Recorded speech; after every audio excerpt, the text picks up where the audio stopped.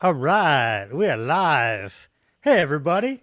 I'm Brian. This is BellTube. It has been a hot minute since I've done a live, let alone a For Whom the Bell Tolls, let alone an AMA. And I just kind of missed you guys. So I decided, you know what? Let's throw a poll up and see if a lot of people would prefer I do, or if more people would prefer I do a normal video tomorrow that would drop tomorrow, or if I should just come on and do a live, an AMA, something like that, talk about some books.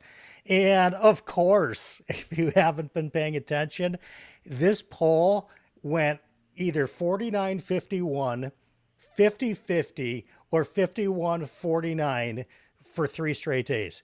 And so finally, I called it last night when it was just sitting at 50-50, going, all right, well, since I didn't prepare a video, I guess the answer's kind of obvious. And I think what I'm going to do, the video would have been a TBR, by the way. So I think what I'm going to do is talk about a little bit about the TBR tonight here in this live stream. And I'm also going to do it a little bit next week too, when I do a recap of what I read in August. So welcome if you're here in the chat live. Welcome if you're on Team Replay. You already know I'm going to ask you to do hashtag Team Replay in the comments. I hope we have a lively discussion tonight. I did not invite any guests on because I really think that this is a good opportunity for me to get to hang out with the community. I don't have anything prepared in terms of questions. I just kind of want to shoot the breeze with you guys. The channel has experienced insane growth, and we'll probably talk about that a little bit tonight.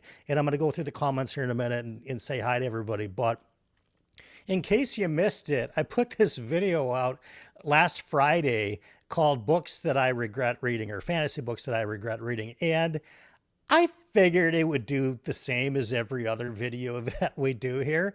My channel, or I should say our channel, has been, I would consider to be kind of stalled since last January.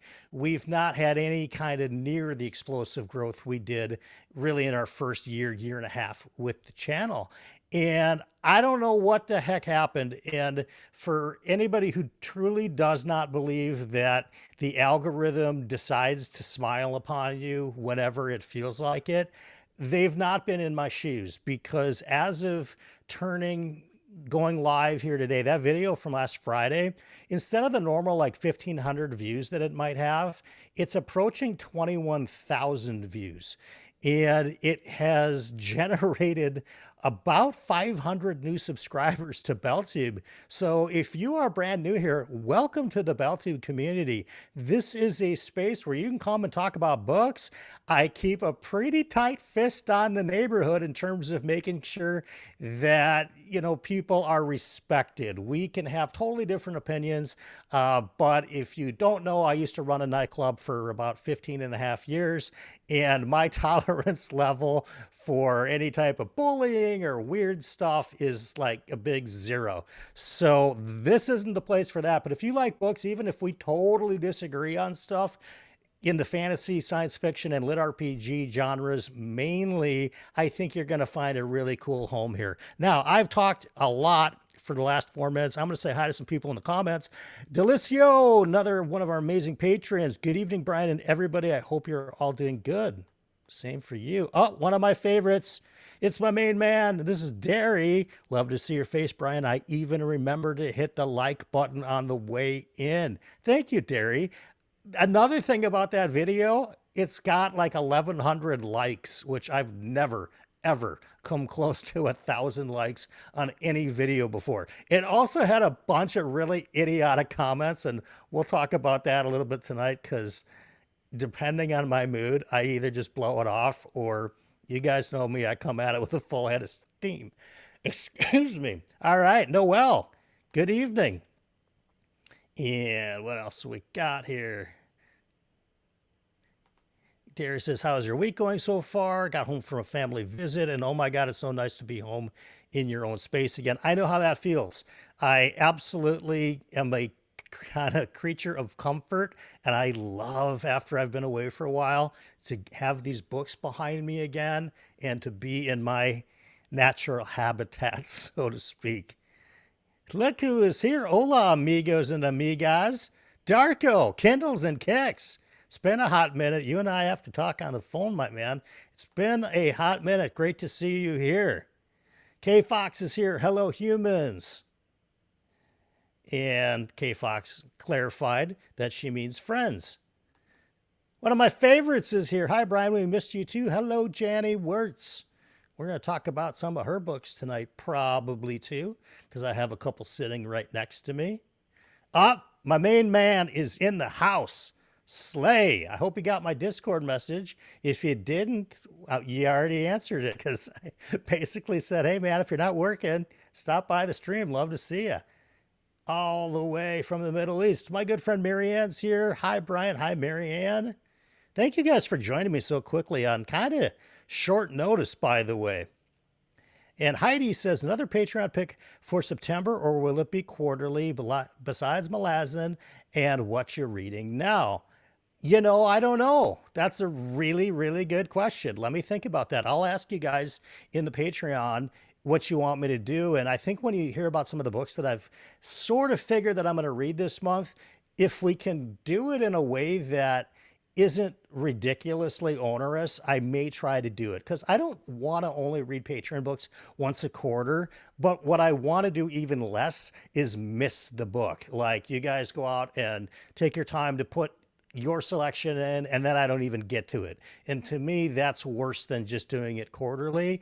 And when you see and hear some of the stuff that I've got lined up really till the end of the year and even through the beginning of next year, it's big stuff. And I'm working so hard on my business right now. I've never worked harder in my life. And the books that I'm reading right now are also some of the densest material you're going to find in the fantasy genre. So everything sort of has to come together. But I think that that's a really good idea, Heidi. And if I can do it without disappointing people, I'm going to do it. Shelf Esteem. What's up, everybody? Great to see you. Happy, I think it was, you had a celebration on your channel for something. It was really cool. Big ups, Andrew. Good to see you too. And Mr. Doug is in the house. This is the guy that knows Lit RPG better than me, folks. We don't always agree on if we like the same books or not, but he's actually more well-read in the genre than me, and that takes some doing. Zeely's here. Hello. Jake is here, Nerd Level Rising, another great patron, another great channel on YouTube. Speaking of upcoming guests for whom the bell tolls, I just have to coordinate with Jake. So if you're wondering why Jake has not been on the show already, I did invite him on. However, it was right around about Valentine's Day, and I think he had plans with his girlfriend at the time, and I didn't think I would probably be reaching back out to him like 8 months later or whatever, but here we are. Thus things go. But he's going to be on. It's going to be really good. And yeah, you're right. The algorithm gods do work in mysterious ways. By the way, I get crap from Mike all the time about not being able to keep up in the comments. I'm going to try tonight, but whatever. You guys know what to expect with BellTube. This is... If I swore on stream, you'd know what kind of show this normally is. Yeah, Darko, 21,000 is bonkers. I don't get it. I really don't get it. Especially the people that commented just some of the goofiest stuff. Welcome to the BellTube. Exactly. And Derry says, Brian, the algorithm is a fickle beastie. So long as you always bring snacks, it's all good. Exactly. And you know what? I do this regardless, you know, but I've been really clear, like if you've been around the channel at all, okay, so even in the last few months, but especially if you're one of these people, and a lot of you in the chat have been here really since day one, I've made no bones about it. I want the channel to grow. I've not been like oh, well, I don't really care if I don't get subs, and I really don't care if people, you know, there are great people who are of that mentality. Some of my favorite people on BookTube are of that mentality. My brain just works different. When I go after an endeavor, I don't know. It's not even a competitive edge. It's more of like a, can I accomplish this type of a question? So yeah, when the algorithm smiles on me from time to time, you know, I don't know. And it's funny too, Heidi, because she's talking about the regrets video being a rant video. It's weird because all that's in the title really is books that I regret reading. It's not me like going like this on the thumbnail. It wouldn't drive clicks any different than most other stuff. But, one thing that maybe you may or may not know is that every time you upload to YouTube, the AI goes through your whole speech, right? Everything that's said on the stream, and it remembers that.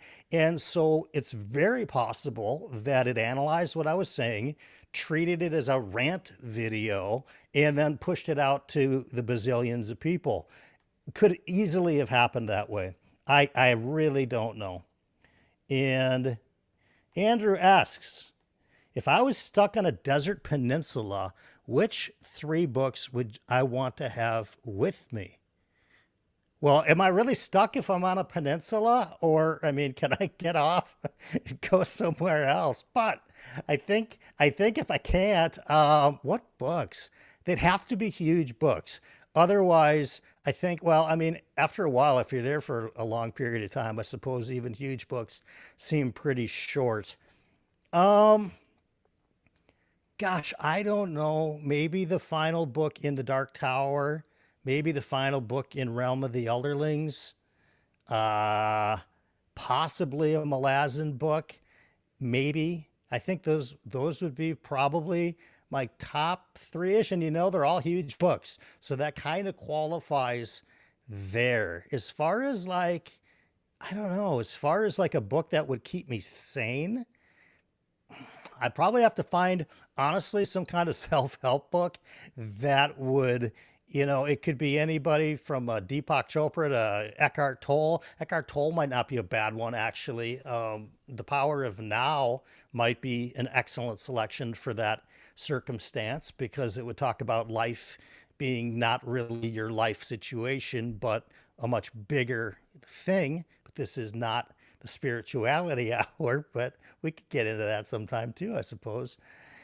Kellen says, hey, Brian, I am having a quiet evening. Perfect time to watch a live stream. Well, I'll try not to scream into the microphone too much for you, Kellen, having a quiet evening.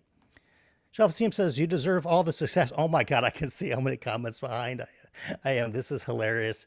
All right, so if I get way backed up, I'll flip to the beginning and I'll ask you to re-ask. But I'm gonna try to keep up as best I can.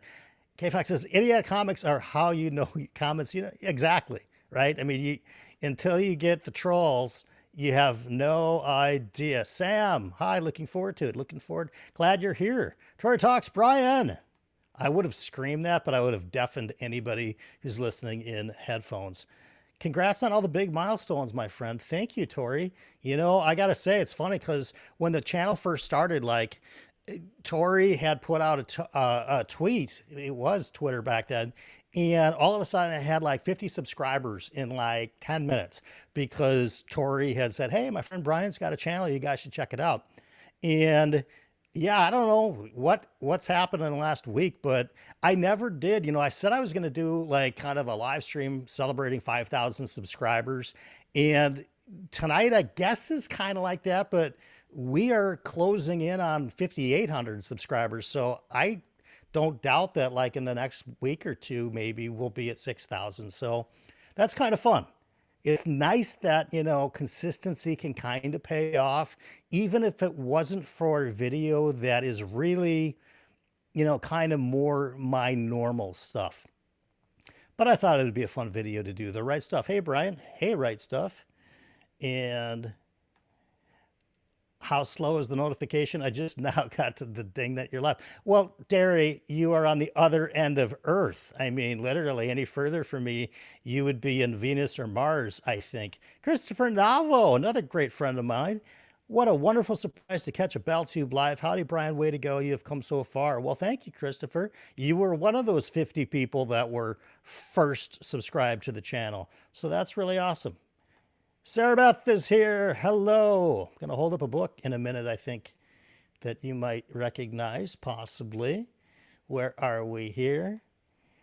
The Goofy, I don't know what this is. The Goofy Goober comments, got to come around to keep things interesting from time to time. Yeah, I mean, maybe I'll share some with you guys tonight. But one of the things I was thinking about doing is I don't know when this is going to be, but sometime prior to one for the road, I'm going to carve out a section for idiotic comments, and I will read you guys some comments and I'll flash them on the screen, and we will just highlight some of the more bizarre ones that I got. Somebody said I DNF'd this video at 1420, which literally made me fall off my chair laughing. I was so amused by that. That was excellent. Heidi says you could do a novella patron pick until 2026, then you can squeeze it in like Hellbound Heart. Maybe. Could be. And I am going through. Nikki says that shirt though. Thank you. Believe you know who bought it for me. I think. Where am I? Yeah, you're the first person to pick up the Peninsula part. Thank you. Okay, cool. You guys, like I said, 15, 16 years in nightclub business, I still have a couple of brain cells left that if I'm on the Peninsula, I'm not totally trapped, but, you know, depends what's on the other side of that land. Yeah, Noel says, wanting to have channel growth is normal and a good thing to have goals. I think people confuse wanting to have more viewers to interact with something disingenuous or creating for the algorithm. Well, here's what I can say about this particular genre as a whole, okay? Unless you're Daniel Green, unless you're Murphy Napier, to some degree Mike, but if you look at, you know, I mean, Daniel's channel is 5 times the size of Mike's. So when you talk about explosive growth and giant stuff, that's where you can start to turn this into a hobby. I'm sorry, this hobby into more of a full-time gig. Books is notoriously difficult to do that. I won't bore you guys with the back end of all of that stuff. If I talked about real estate or business or whatever, it's much easier to grow a much bigger channel that can turn into a bigger kind of income source for a person. So the channel growth for me isn't so much about, oh, I want to make a bunch of money off of YouTube. It's more like, I just want the community to be bigger and I want to feel like what I'm doing resonates with as many people as possible. That's really kind of where my mentality is at it, because I understand enough about the economics that even if there was 250,000 subscribers on BellTube, it wouldn't, I can't leave my company. I can't change what I'm doing for my business. So it's more about just sharing influence. It's more about meeting new people. And speaking of new people, has anyone made the I guess the bell tolls for Brian joke yet? No, Josh from Red Fury Books. I believe you are the first one to do that. I'm welcoming myself to the bell tower tonight. Actually, I have interesting news for you, Josh. I'll have to send that over to you in a private message, but I think you'll like that. Brian, I need a Devils update. Well, you're going to get a full Devils update next week when I recap what I read in August. But to suffice it to say, I had a blast with the Devils. All is forgiven, Sarah Beth with Rivers of London. All is forgiven because the Devils absolutely worked for me. You knew it was going to work for me. I'm going to explain in much greater detail why I liked that book, I think, when I do the wrap-up video, because it's come under very mixed reviews on BookTube. And I'm kind of glad in a weird way that I didn't read the book 3 months ago when it came out and got caught up in kind of the immediate reaction. Oh my God, Joe Abercrombie's got a new book out. It's not on the first law. Let's see if it's any good. Does it hold up? And I saw 5-star reviews. I saw 1-star reviews. I've had people tell me that I'm going to have a blast with it. I've had people say, you know, LMAO, you're going to hate it. You know, good luck to you. I got every type of opinion on that book prior to reading it. And I just kind of let it marinate for a few months. And like I said, I've been reading some very big series. And it, even though, you know, it's a quick read, it's still a pretty big book, but I wanted to fit it in. And I'm really, really glad I did. So more on that for sure when we do the monthly. Dr. Philip Chase is here, fellow member of the Quilluminati. I thought I heard a bell tolling. Somebody summoned Beowulf, I am sure. Either the sign of the Beowulf went up over the New Jersey skyline or something. I don't know, but it is truly amazing to have Philip here. Love having Philip here. I'm going to be doing a recorded stream with Philip and Derry and Kathy. I don't know when it's going to air, but I know when we're filming it, it's going to be really good. We're going to talk about one of my favorite series, one of Derry's favorite series, and it's not Realm of the Elderlings. So I think maybe some of you will guess it. We shall see. I'm just kind of running through the comments. Check out Book Monster. I don't know what that is. And what does it say here? Philip says, I myself am dropping books and pivoting to a tweed swimwear channel. Oh my God, I'm so far behind in comments. Mike, if you are in this comment section right now, you are laughing your ass off because I am just, yeah. Wow, wow, wow. Okay. Yeah, Delicio, finally someone with the correct devil's opinion. Thank you. All right. Yeah, Sarah Beth, yes, you are forgiven for sure. Okay, I guess I'm not that far behind. That's good. Can't get much past Darko. That's all I'm going to say. Not, you can't. Oh, I am caught up. Oh my God, excellent, cool. You know what? So if some of you guys are aware, I use this software called EVMux, where a lot of the streamers use StreamYard. And the reason is because about a year ago, StreamYard doubled their price. And EVMux is kind of this unknown streaming service, and it actually had more features than StreamYard. So I just decided to take the dice, roll the dice, and be the guinea pig of BookTube and embraced it. And for the most part, it's been pretty good. That said, there's been 3 streams. If you guys have been on the channel a bit, you know there's been 3 times where the software never connected to YouTube and I had to go back and restart the stream, restart a whole new upload, blah, blah, blah. Long story long, I think this might be the last video I use EVMux for. I was planning to get rid of it a few weeks ago. I forgot. It billed out yesterday, so I think I'm getting rid of it in the next couple of weeks. By the way, next Wednesday night, I'm going to be on Noel's channel, and you'll hear more about that later. So I still am on next Wednesday, but not on this channel. It's going to be on a different channel. I'm glad you're going to be watching that, Darko. That's really good. The corrective was that it's Matt. I liked it, Don, but you know, your mileage may vary. You read a book, so that's awesome. I'm glad you tried it. And Philip says, oh, Janny, yeah, I'm telling you, Philip, if you want, you know, if you want a founding member of the swimsuit tweed patron, I think, you know, you've got an offer right there. Could be the founding member. So anyway, what am I reading right now? And maybe you guys in the comments can tell me what you're reading. I think that would be interesting to talk about. I happen to be about 45% through this bad boy. It's a big book, you guys, and it reads very Ericksonian. Is that a word? I don't know. Janny Wirtz is in the comments. She can tell us if Ericksonian is a word, but it is dense, and there's a million characters.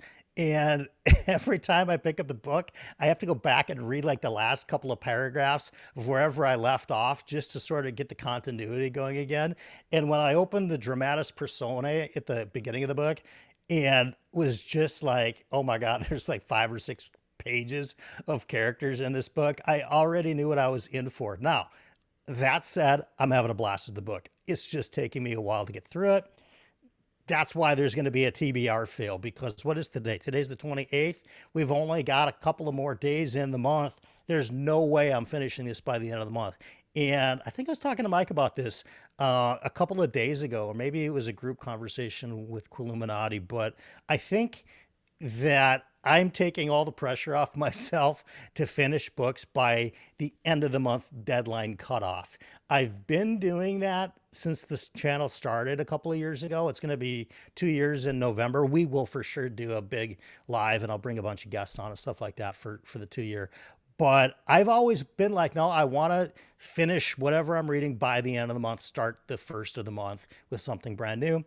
That just is not realistic for me right now with the kinds of books that I'm reading. So I'm giving myself permission to have a bit of a TBR finish fail with Reaper's Gale. That rhymed. Awesome. Maybe they'll turn this into a terrible rap channel. What do we got here? All right. we've got, I don't know why I'm looking at my screen because I've got a much bigger monitor. Noelle says she's reading Empire of Silence and Alpha Read, and surprisingly just picked up Stormfront. Cool. You know, I'll tell you about Stormfront. Maybe we'll talk about it more next week, but it's certainly a book one. And sadly, book two, in my opinion, hang on one second, from the That's a Fact pint mug. Pint glass, of course, available in the merch store in the description. So yes, Stormfront, it's an interesting book. It definitely takes a step down for me for the next book, Full Moon, but then it takes a big leap up for book three. Josh is in the comments. I think he will agree. Where are we here? Okay. And yeah, Noel, of course. I am excited for our chat too, especially because you get to ask the questions. People know how much I prepare for this show, unlike tonight normally, which I have to say was really funny because when I woke up today, I forgot that I was doing the live tonight because normally I prepare the For Whom the Bell Tolls interview questions for anywhere from 2 to 3 days prior to the stream, and I've got 3 or 4 pages of questions, and I'll highlight the ones that I want to make sure I ask. Sometimes I will kind of circle ones that are maybe questions depending on how the conversation is flowing. I always like to leave space for the chat to interact and, you know, involve themselves if it works in organically to the conversation. But I woke up this morning and there's no, you know, lists of questions anywhere, and I'm like, oh, that's right, I am doing one. And oh yeah, I'm not asking myself questions. That's when you guys know it's time to put me away, is when I come up with a load of questions to ask myself. That's when you call Tori and tell her to drive a little bit north and do a wellness check on me. Red Fury Books, hosted by Josh at Red Fury Books. Greatest theme song on BookTube. By the way, question for the AMA, is Rick Thunder based off of someone you met in the nightclub biz? No, I mean, Rick is his own guy.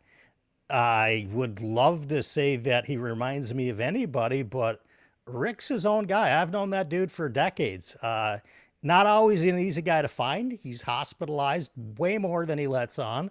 But no, I don't know what you mean by that. Some people have said, I think I know what Josh is inferring. Some people have said that I am Rick Thunder. And if you've been watching this channel for any period of time, you know that is not the case. I am no more Rick Thunder than I am Funky Mirage. Both of those guys, they're phenomenal friends of mine. They've been friends of mine for years. By the way, another friend of mine is going to be joining the show soon too, because I promised you guys when we hit 5,000 subs, I would do another volume of epic rock pairings. Now, if you don't know what that is, 2 years ago, I think it was my second or third video that I ever did, I looked at some fantasy series and some sci-fi series, and I paired them with rock bands that I thought they paired perfectly well with. There was like 10 or 12 of them, and I just had a blast doing it. And I said, you know, look forward to volume 2 sooner or later. And then I just kind of out of sight, out of minded it. And then I was like, when I was at 2,000 subscribers, I said, okay, well, when we get to 5,000 subscribers, I'll do Epic Rock Pairings Part 2. The host has a new name, by the way. You know, you'll see. I had to hire that one out because otherwise people will think that's me as well. And I just hire the talent here, folks. I just hire the talent. Michael just picked up Gardens of the Moon. Cool. It's I think the challenge level's overrated. I think if you slow down, you'll get it. And the stuff that you don't get, you're not supposed to get. So don't worry about it. Andrew Campbell says, I just finished the audiobook of The Butcher's Masquerade in Dungeon Crawler Carl series. So much fun and more emotional than I expected. Yeah, the series certainly grows in directions. And the more we meet characters and the greater that cast list expands, the more I found myself attached to characters that I thought were basically going to be throwaway. They're going to be dead in, you know, the next 3 chapters. And here they are 4 or 5 books into it. So yeah. Very cool. Derry says, I'm doing a quick reread of a quick reread Come on, Terry. These books are like 1,000 pages long. Doing a quick reread of Lies Ship Traders because my only volume of reads will keep me in touch with upcoming guests on my channel, our own beloved Joanna and Bookborn. Very cool guests. Both of them have been on this program before. Had a blast with both of them. Red Fury Book says, I finished Dregs of Empire last night and am starting The Legend of Deathwalker by David Gemmell tonight. Interesting. That's an author I've not read, right? And you would think, Brian, you're a million years old. How have you not read David Gemmell? I don't know. I've read 19 Raymond E. Feist books. So there's my get out of jail free card on David Gemmell. And Sarah Beth says, it's finally dropped below 100 degrees. Yes. The Failures is on the stack and Titus Grown is... Yeah, I got this one here too, Sarah Beth. So this one may be coming up next month, but not super short either. We'll see. That's why I put this over here to talk about a little bit. Maybe we'll get into a little bit of that. Fortunately, Brian, Conan the Conqueror reads fast. Yeah, I mean, thank God for Philip right now with Illuminati, because he picked basically a book that's less than 200 pages. And oh my God, I think we're all just kind of like, thank you.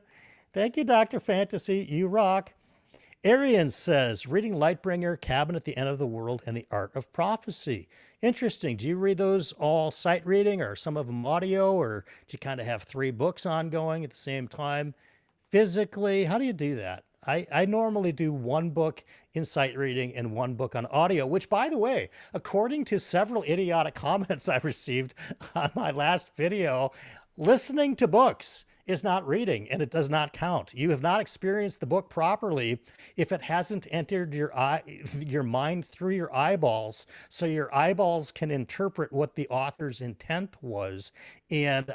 And you're doing yourself a disservice and you're not properly or actually reading the book. To which I replied, well, I happen to have some friends that are sight impaired and need to listen to books. So are you telling me that they should also not be allowed to read them? How about people that read Braille? They are consuming a book through touch. Does it not count for them as well? So I didn't really get too many answers back on that. If I did, chances are I never even bothered looking. I don't know. But yeah, audiobooks are books, guys. We can call this hobby reading, or we can call this hobby consuming books, which is really more, I think, an accurate term, because there's many ways now to consume books. You can listen to them, you can read them. If you know Braille, you can touch them. So there's 3 right there. It's all the same information. How it gets into your mind and how your mind evaluates it is immaterial. Can you be maybe influenced slightly by an audio narrator's voice? Sure. I mean, but if you're cognizant of that in the first place, saying, okay, this is their interpretation of the character. If you know that going in, if you're smart enough to read a book, you're smart enough to separate that out. And so that's why, like, a really good example I'm going to give you, Heidi's in the chat, is she knows how I feel about Black Tongue Thief. I really liked the book. I didn't like the narrator's choice, but it doesn't mean I didn't like the book itself. I just regret listening to it versus sight reading it, but I would absolutely recommend that book. Yeah, so anyway, that's what I had to say there. Where are we here? We got Delicio says, finished Ashes of Man yesterday, 10 out of 10, book of the year so far for me. Been reading a Rhaenyra book to cleanse the palate, and then going to dive into the mammoth that is of Empire and Dust. See, that's another one. So Empire and Dust, I think, came out in May or June, maybe, I think. And I'm current in The Bound and the Broken. But because of the voluminous books that I'm reading right now and the density of them, there's just no way. Now, I will say, in all fairness, Steven Erikson and Janie Wirtz write far, far, far denser material than Ryan Cahill. I can read a Ryan Cahill book that is 3 times longer than Gardens of the Moon and get it done quicker. It doesn't require the level of attention and focus. The language is accessible, I think is the word that people use, but in reality, the language is more common language, and you're used to seeing every single word you see on the page, you see in everyday life. So it's a much faster read. Your mind absorbs it quicker. Steven Erikson, no, not at all. Johnny Words, it's not just the words, it's the way that the sentences are formed. And sometimes in both of their cases, they will take, let's say, at the beginning of a chapter, a few paragraphs or at least a couple paragraphs and set the scene, right? And they're talking about maybe a place you've seen before, maybe a place you've not seen before, but they haven't told you who the character that is the main focus of that chapter or that section of the book yet. So you really need to slow down, because otherwise you're not even going to know who the character is in this particular scene. So back to The Bound and the Broken. Yeah, it's a huge book. I hope it needs to be that long. I will say props to Ryan Cahill for being very aware of epic fantasy readers' habits. And what I mean by that is that we read a lot of big series, and he has come to the table with the story so far at the beginning of every one of his books, because he understands we're reading a lot of stuff in big epic worlds and learning thousands of characters between the last installment of whatever series that, the book in Bound of the Broken series. And he brings us up to speed in usually a handful of pages. Now, I understand this one's got like a pretty thick chapter on the story so far, but it's a really good thing to do, because I think that incentivizes people to go pick up a book when they're not sure if they remember where they last left off because of everything that they've read in the meantime. All right, there was my thought on that. By the way, Ashes of Man, I liked it better than Kingdoms of Death, but to me, Kingdoms of Death and Ashes of Man were my least two favorite books in Sun Eater, and I am current. And I know I am not in the majority. My brother in the South, John Minton, thinks Kingdoms of Death is the best one. And that's, of course, until he reads the next one, because every book he reads he's got Philippitis. Philip, did I just make up a word? He's got Philippitis. Every book he reads is the next best one. I love it. I don't know. I'm just rambling here now. Marianne says, I'm reading Snuff, the last book in the City Watch series. Okay, so that's another one that I'm still on book 4. I still have to read Jingo. And that came up in a poll. It didn't win, so it sort of got kicked down the curb. But I love Discworld, other than the first 2 books. And I promised Derry I'll go back and read the first 2 books when I finish every other book in Discworld. But yeah, Jingo, I got to get that in too. So I got to pick the pace up. What a smart guy starts reading Malazan and Wars of Light and Shadow every other month. That takes some insanity, I think. There we go. The Right Stuff says a YouTube channel. That's what Book Monsters. I'm reading Heart-Shaped Box. Okay, cool. Very cool. Heart-Shaped Box is a big favorite of many of my IRL friends that read in the genre. Absolutely. And Josh agrees.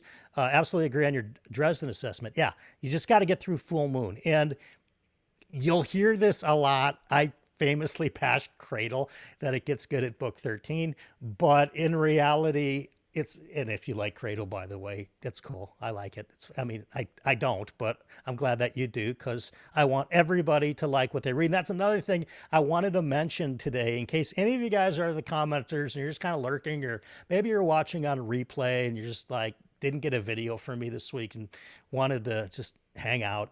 Look, even if you love a book that I really dislike or despise in a couple of cases, I am happy for you. I don't want you to have a miserable experience reading, because I am of the philosophy that the more readers there are on the planet, the better the planet is going to be. So if you are reading at all, I don't care if it's a book that I don't like. You're reading. That's good. And I hope you like it, because why would I want you to read a bad book, get fed up with reading, and quit? So that's my 2 cents on that. Even if we disagree, I'm happy that you do it. Janny Wirtz is reading Obsidian Revelation, just finished Sordanian, and next up is Demon in White. Excellent. Demon in White and Howling Dark are my two favorites of that series so far. And I really did like Disquiet Gods as well. I just think that there were some elements in both Howling Dark and Demon in White that I was just, you talk about the right time, the right book at the right time. Those were really the right books at the right time for me, for sure. A little bit like Realm of the Elderlings was when I was going through just some really, really tough personal stuff in my life. I could read about Fitz and realize that, I'm not the only idiot. There's Fitzes in the world. That's a good point. Did I watch all of my old videos in preparation? Well, if you know me, I do watch my old videos, not because I think they're great, but because I want to try to get better. And when I watch old videos and I see things that I used to do that I think I do better now, there's some things that just because of what happened with my mom, and if you're new to the channel, I'm not going to bring us all down here, but my mom unexpectedly passed away in late March of this year, and my energy is not the same. It's just, when I first came onto YouTube, I was like, bull in a China store.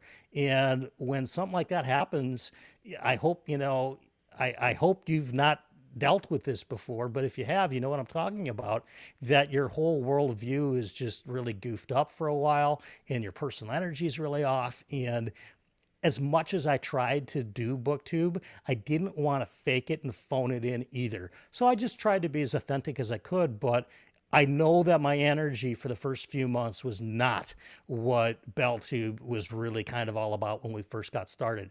And then I think, honestly, I got a little fed up with the algorithm, and that probably informed my energy levels a little bit subconsciously too, where I would make a video, say, even before my mom, right? Like in December, January, whatever.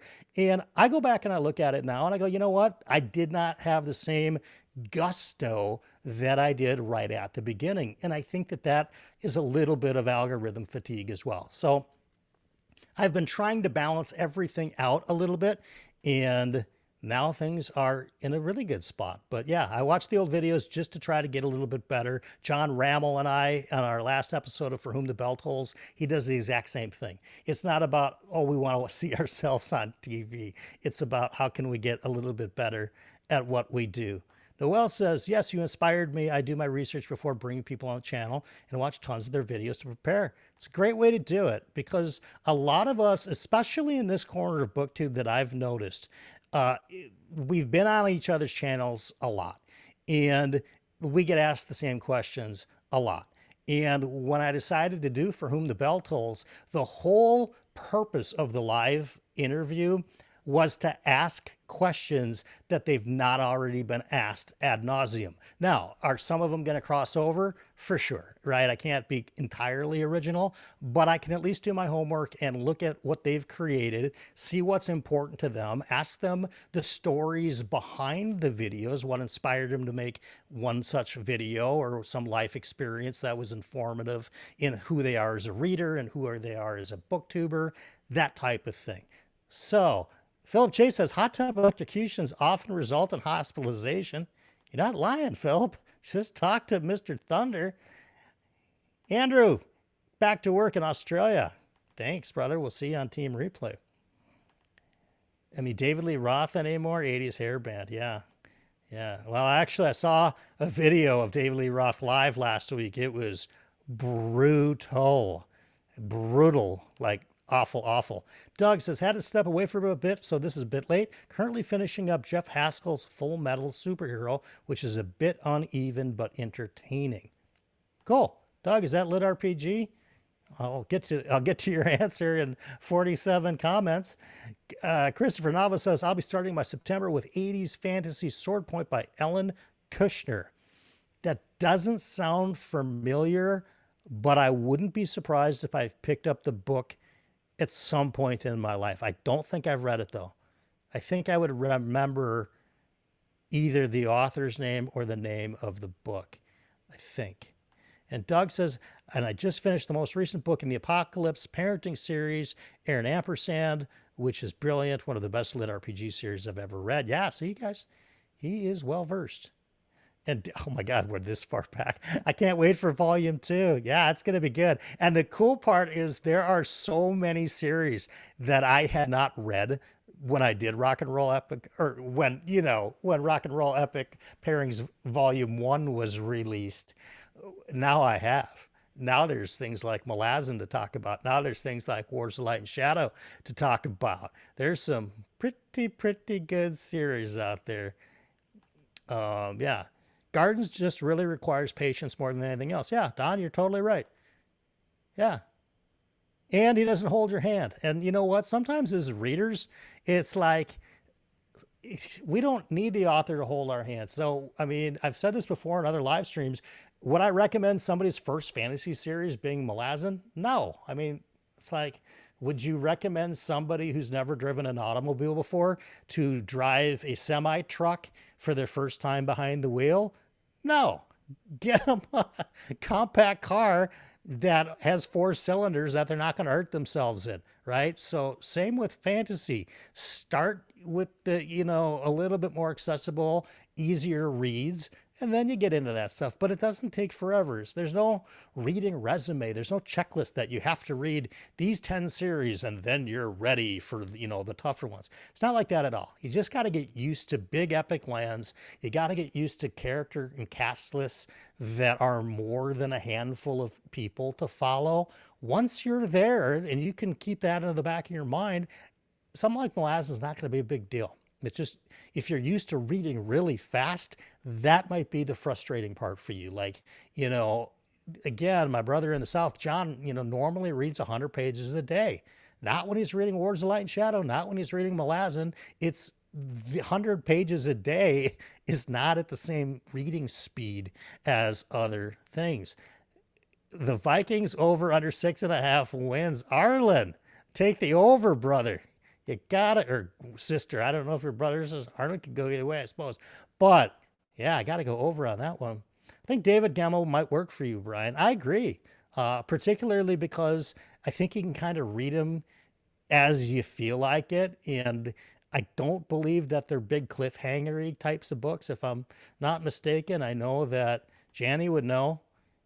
Yeah, see, Janny, see, I literally just said, Janny would know, Janny would know. Yeah, that should be the fortune of my next, that should be the fortune cookie out of my next video. I don't know, ask Janny. I think that if that's the next fortune on my next video, you guys just got an exclusive. I don't know, ask Janny. The sound of your broadcast is making me think of WKRP and Cincinnati Fever, Flytrap. Yeah, awesome, man. I love that. Rock and roll booger. All right. See? I'm old enough to know WKRP. I know what got Johnny Fever fired from his station and why he ended up at WKRP in the first place. And as God is my witness, I thought turkeys could fly. Okay, I think I've covered myself there. Yeah, see? Audiobook deniers the flat earthers of reading. Yeah, I know I'm behind. But yeah, it's very true. And Josh says, agreed, Janny. I've been spreading out Gemmell's Draenei books over the last 2 years, and they're great like that. That's awesome. That's kind of what I've been doing for Discworld unintentionally. What I meant to do with Discworld is read each sub-series, then take breaks. And unfortunately, I've just been in, City Watch way too long. I have got to get that corrected. 3 sight reading on going back and forth. That's awesome. Mike does that too. Kellen, audiobooks brought back my love of reading. It works best at my current season in life. That's perfect. You know what? I would read half the books that I do if I didn't listen to audio, because many times when I'm working on my business side of things, not YouTube stuff, a lot of it is somewhat routine in that I can sort of do it with my eyes closed. So it's a perfect time for me to be able to listen to audiobooks while I'm running through Amazon backend reports, or while I'm altering product listings or working on ad campaigns. I can do it in my sleep at this point. So listening to an audiobook is perfect for that. And Noel says, maybe they're not mad they aren't active listeners. Yeah, I don't know. But I mean, there was some serious passion about like, oh my God, if you don't read with your eyeballs, whatever. Yeah.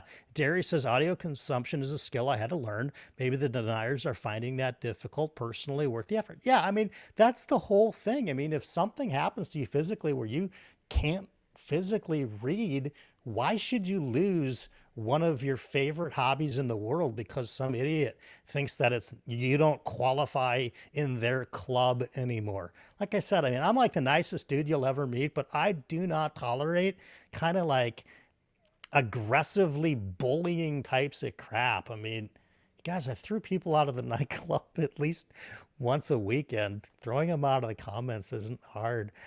All right, here we go. K-Fox says, different people process information in different ways. Pretending everyone has better reading comprehension and a more authentic experience by absorbing a story with their eyes is just bonkers. Yeah, I mean, it's just kind of like maybe they tried it. But I'll give you a great example. Kellen, thank you. I missed this. Audiobooks for the win. I appreciate the super chat very much. Thank you. Very, very nice of you. Not necessary, but very cool. Thank you. Yeah. There's no authentic. It's like, and you know what else?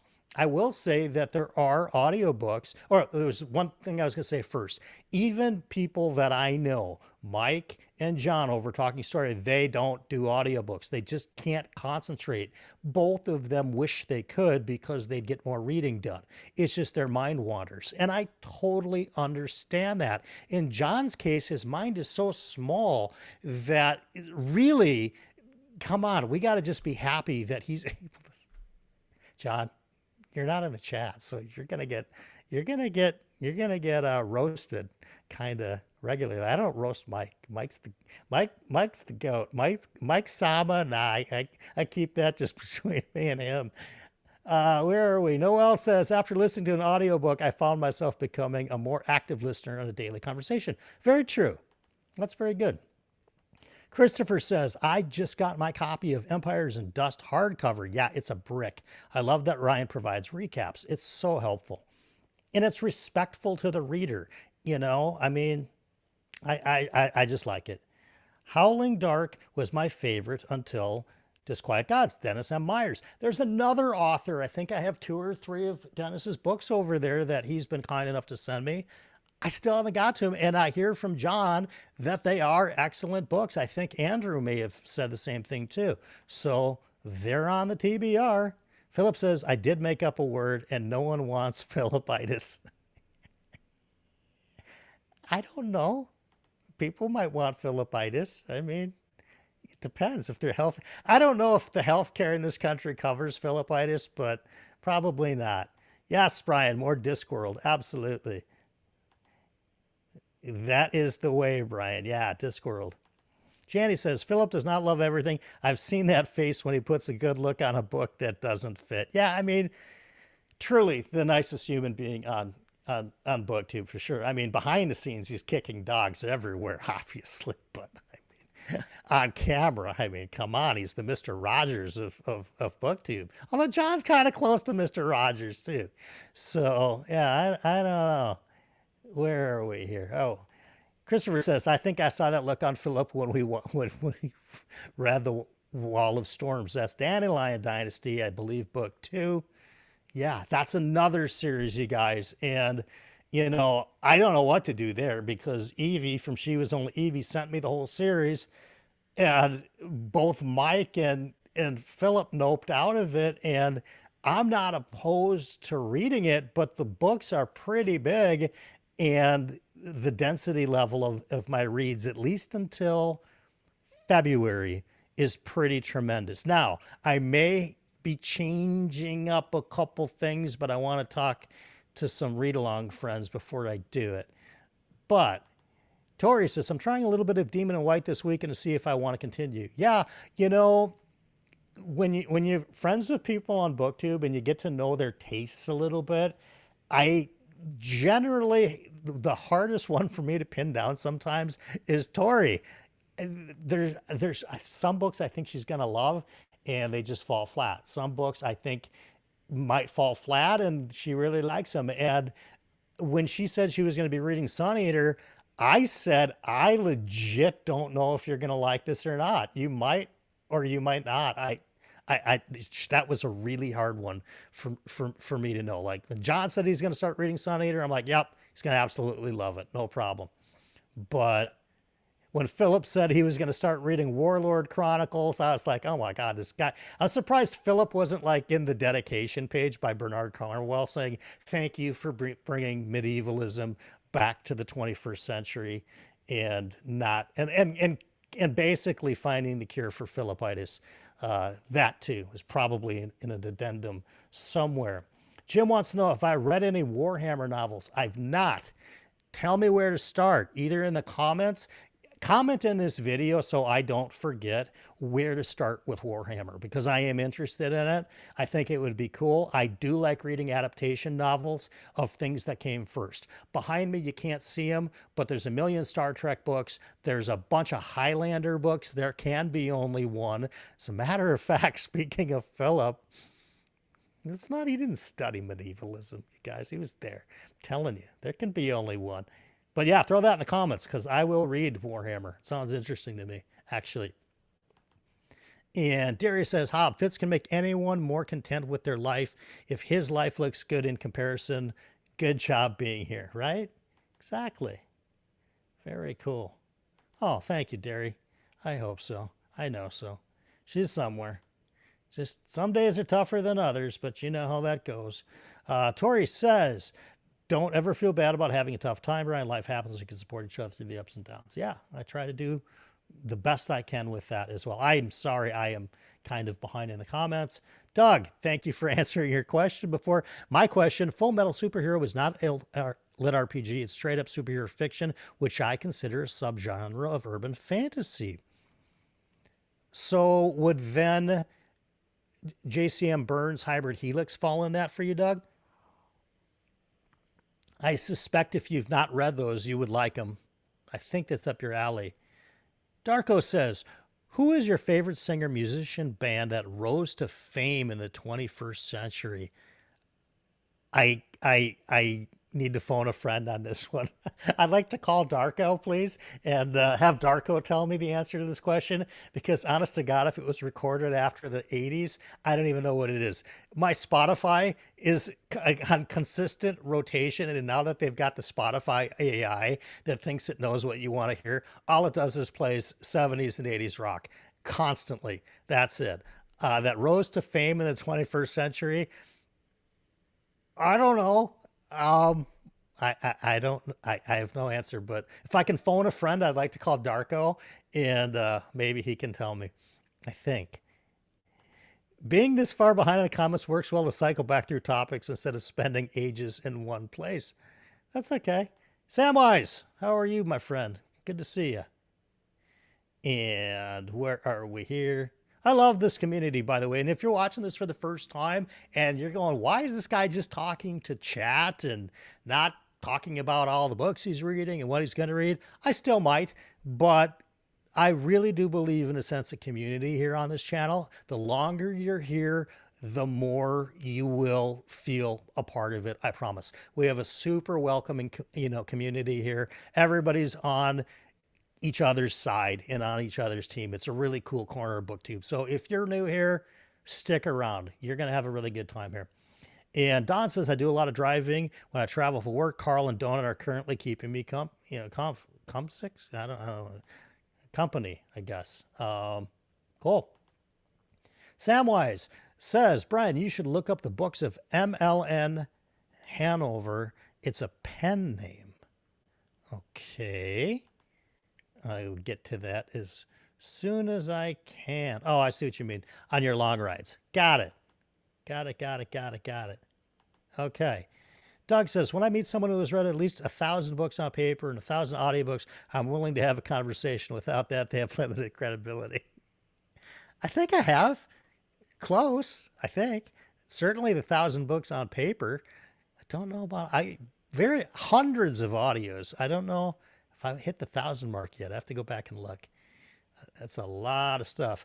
Brian, are you going to be at the gala in November? Now, isn't that the question, right? I don't know. Here's why I don't know.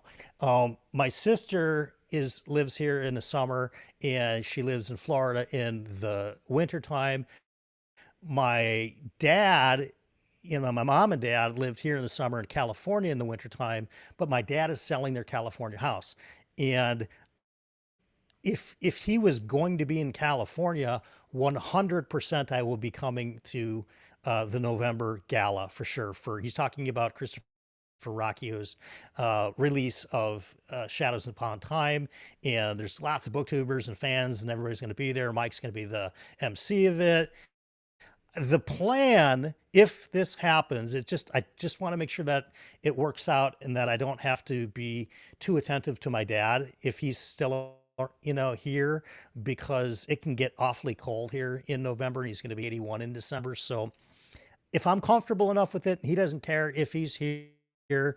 My thought is to fly into North Carolina, stay with John and Amy for a night, and drive down to Raleigh with John the next day, hang out with everybody, all that stuff. Probably cruise back to John's place that night and cruise back the next day to the great wide north.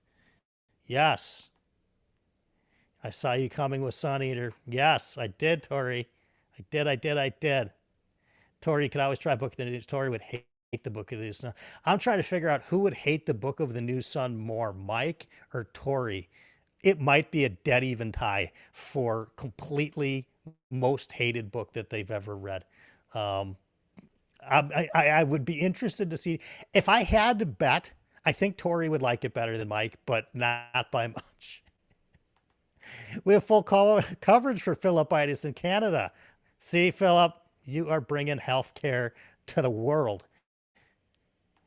Derry, it's a lovely feeling when someone is paying close enough attention to our opinions to have a solid idea on what will or won't work for us. Yeah, I mean, that's why I started doing the channel. Is that I watched Mike and I saw Murphy and I watched a little bit of Daniel Green's stuff, but I was like, gosh, I have this feeling like I'm going to be friends with that dude in the future. That dude meaning Mike. And I don't know what it was. I just watching him religiously through the pandemic. There was nothing to do. The state closed my nightclubs. So everything that I was going to, be doing all day long, I couldn't do. And my business, if any of you guys are new and are unaware, I sell a flexible flask product that you take to festivals and concerts and sporting events and everywhere. There's metal detectors. I got 4 patents on it. So I'm not entirely as dumb as I look, but you weren't leaving your house for a good couple years. So nobody needed, a to-go flask, because at home we call that glassware. So yeah, I had nothing to do. And I was just watching tons and tons of BookTube. And I had this weird feeling like, you know what, someday I'm going to be friends with that dude. And you know what, someday it came around. And also, man, a lot of amazing friends along the way. Dennis Meyer says, in my humble opinion, Sun Eater is this generation's Dune saga. Could be. There's clearly some influences. There are clearly some influences. Want to go back to here. Chris Nava says, been listening to a ton of Dungeon Crawler Carl in the car is late. This series has really helped with my listening comprehension. Now on the Gate of the Feral Gods, loving Carl and Donut. Yeah, I mean, just honest to God, if for no other reason, to listen to Jeff Hayes read an audiobook is like watching just a tremendously skilled movie star do their thing on screen. I mean, he's S tier. He is the top of the line when it comes to audio narrators. Stephen Pacey is right up there. There's a handful, but it's hard to make a case that anybody is really demonstrably better, at least for me, than Jeff Hayes. And I've been lucky enough to talk to a bunch of people at their company and Sound Booth Theater. Big fan of theirs, as well as Podium. In case any of you guys from Podium are watching, love your company too. And where are we here? Okay.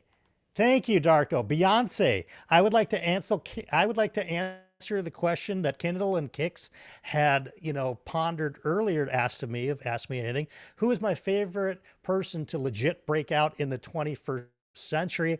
I'm going to say Beyonce is my official answer. Lock it in. All right. Shelf Steam says my Spotify listening ends at 1988 myself. Phillips ends at 1888, so it's okay. See, Philip knows he's getting roasted if he comes on here. Okay, here's another one. I just read my first Warhammer 40K novel last month and loved it. For the Emperor, the first Kalphus Kane book.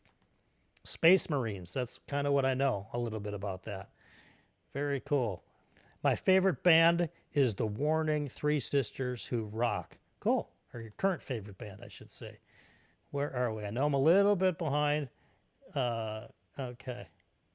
Here we go.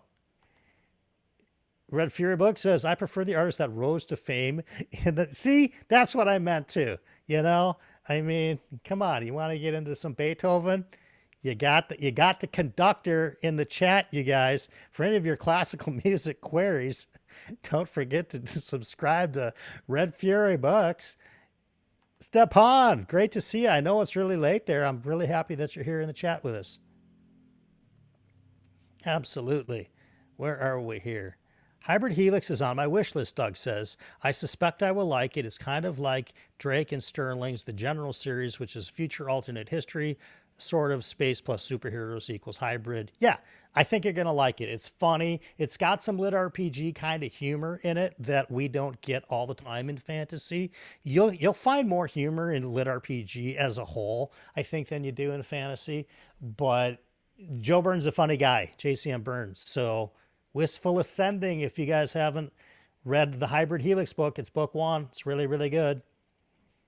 I like it. There's sentient space stations, sentient spaceships. And Tori says, I also think I do better with the Book of the New Sun than Mike. I think he'd nope out of it sooner. I'd keep going out of pure stubbornness. That's probably true. I think the young man in his age has decided that the minute he realizes that's not for him, he's moving on to greener pastures. And yeah, I think he would nope out of it much quicker. I think there's some mystery parts of it that I think you would just be like, well, the book's only a couple hundred pages. I can read a couple hundred pages and see if any of this makes sense by the end of this. It won't. I mean, it might, but it depends who you talk to afterwards. Samwise says, Brian, what new self-pub series do you have coming up on the TBR that you are excited for? This is sort of self-pub.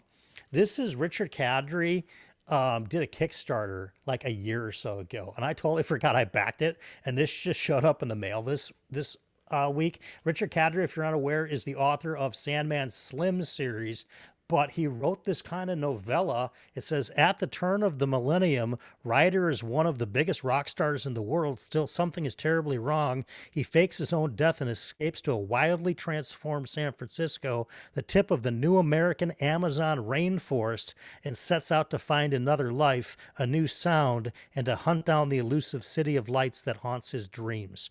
So this was a pet project of his that he did on Kickstarter. I'm really interested in this, but that doesn't really answer your question. Self-pub. I think, honestly, I have to go back to what Doug was just talking about with Hybrid Helix in book 5. That would be the next indie author that I am fired up to read. I think Tori might have something on the back burner for me to take a look at relatively soon. So that would also be up there. Look at this. See? Yeah. I've come here to chew bubblegum and make stupid comments, and I'm all out of stupid comments. Mike, I feel such kindred spirits with you on the smallest level after that last video and getting some of the comments. Oh my God. It is so funny. Janny, here's an interesting take from somebody that would know. Sun Eater has more depth than Dune, in my opinion.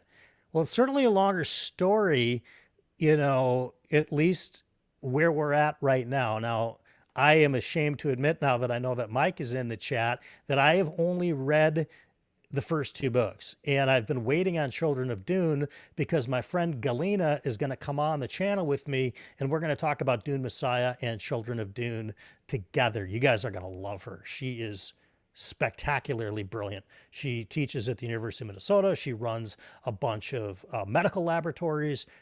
She's way, way, way smart. She's going to be great. You know who else is going to come on the channel? I'll just say this now.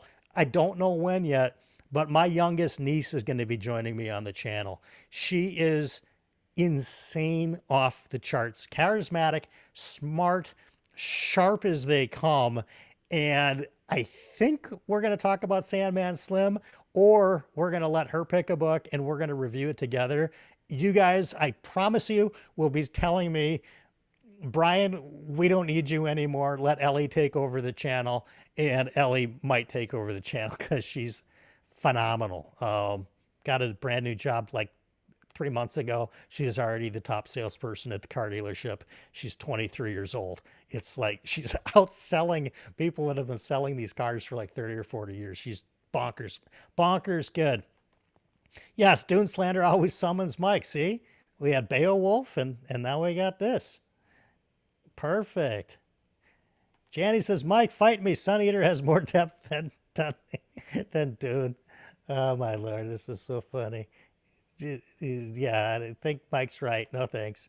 That's a tough argument to win. All right. Okay. Where are we here in the comments? Mike, I was mentioning you earlier that Mike likes to come to see mainly how far behind I get in the comments. Apparently, I'm 105 comments behind something. Yes, Tori has a novella cooking for me soon. I am really honored, by the way, that Tori shares with me some of her work before it goes out to the public. It's really good. And I don't know why she asks me to alpha or beta read anything, because my comments back are generally, it's great. I mean, it's like the most unhelpful thing ever. No, I really liked it. It's really good. Joanna's here. Or maybe Joanna's been here for a half an hour. I have no idea. I'm a little late catching up and stuff. Howdy, Joanna. Joanna. And Dennis says, I'm self-publishing my next book, first of a new series in November. Very cool. I still want to read your ones that you sent me already. Fancy Thinker Jared's here. Just finished Return of the Griffin. Lots of fun. Yeah. And is that book 2 or is that book 3?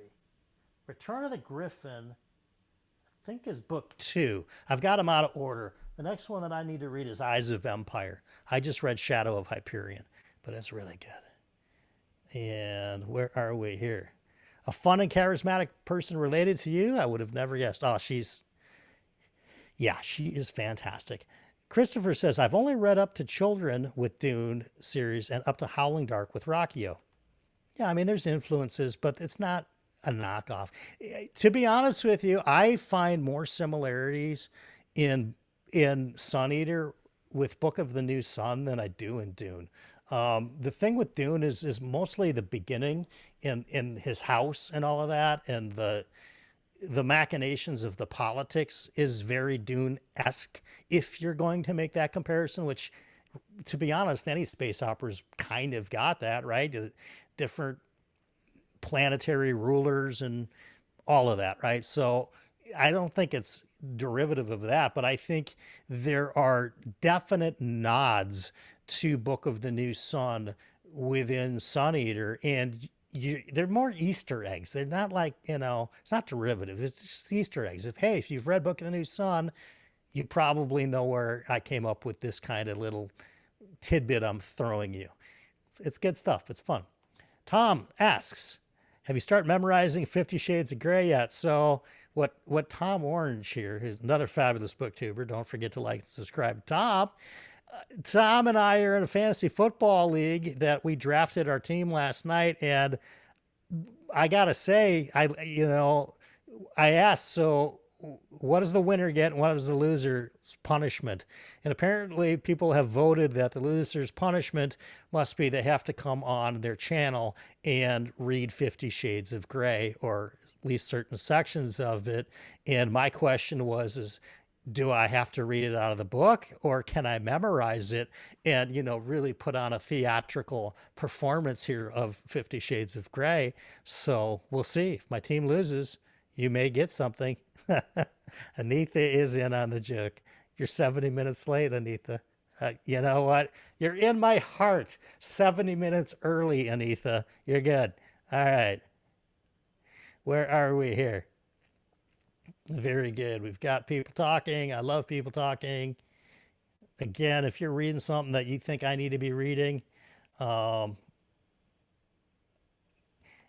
everyone tearing down Dune to build up Sun Eater makes me rethink my demands. People quit comparing it to Red Rising.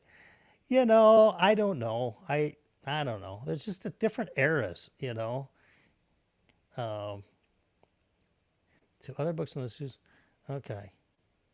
Where are we? Janice says there are far more references to other books in Sun Eater than Book of the New Sun. The line references are so think it's jaw dropping, not just FF.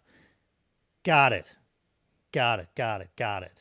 That makes sense. He's a very well read, author. So that would make sense that he's read far outside of anything that I've read. So I told you guys I was going to talk a little bit about what I've got coming up to read a little bit. I really want to read this book. So Mary Ann sent me this book by Susanna Clark, The Ladies of Grace Adieu. I thought I was going to get it in July. That was a TBR fail. I thought it was going to be in August. That was a TBR fail. Maybe it happens in September. It's not a big book at all, but Susanna Clark I think Susanna Clark is certainly in my top 5 most atmospheric favored authors, where she just writes into a dreamy state and I go somewhere else. And even though it's a short book, I kind of want to take my time with it. Yeah, Josh, this is The Ladies of Grace Adieu. It's a short story book. So this is on the list. This one got sent to me. I held it up earlier by the publishers after I commented on Mike's video when he was talking about how much he loved The Failures by Benjamin Lyer.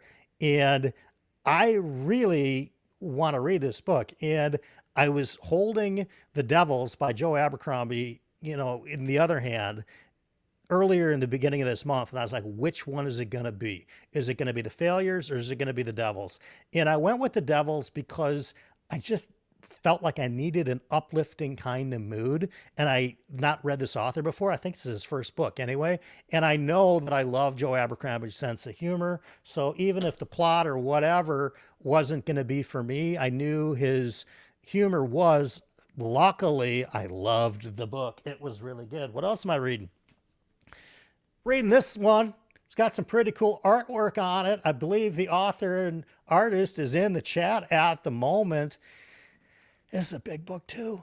And don't let the page count fool you.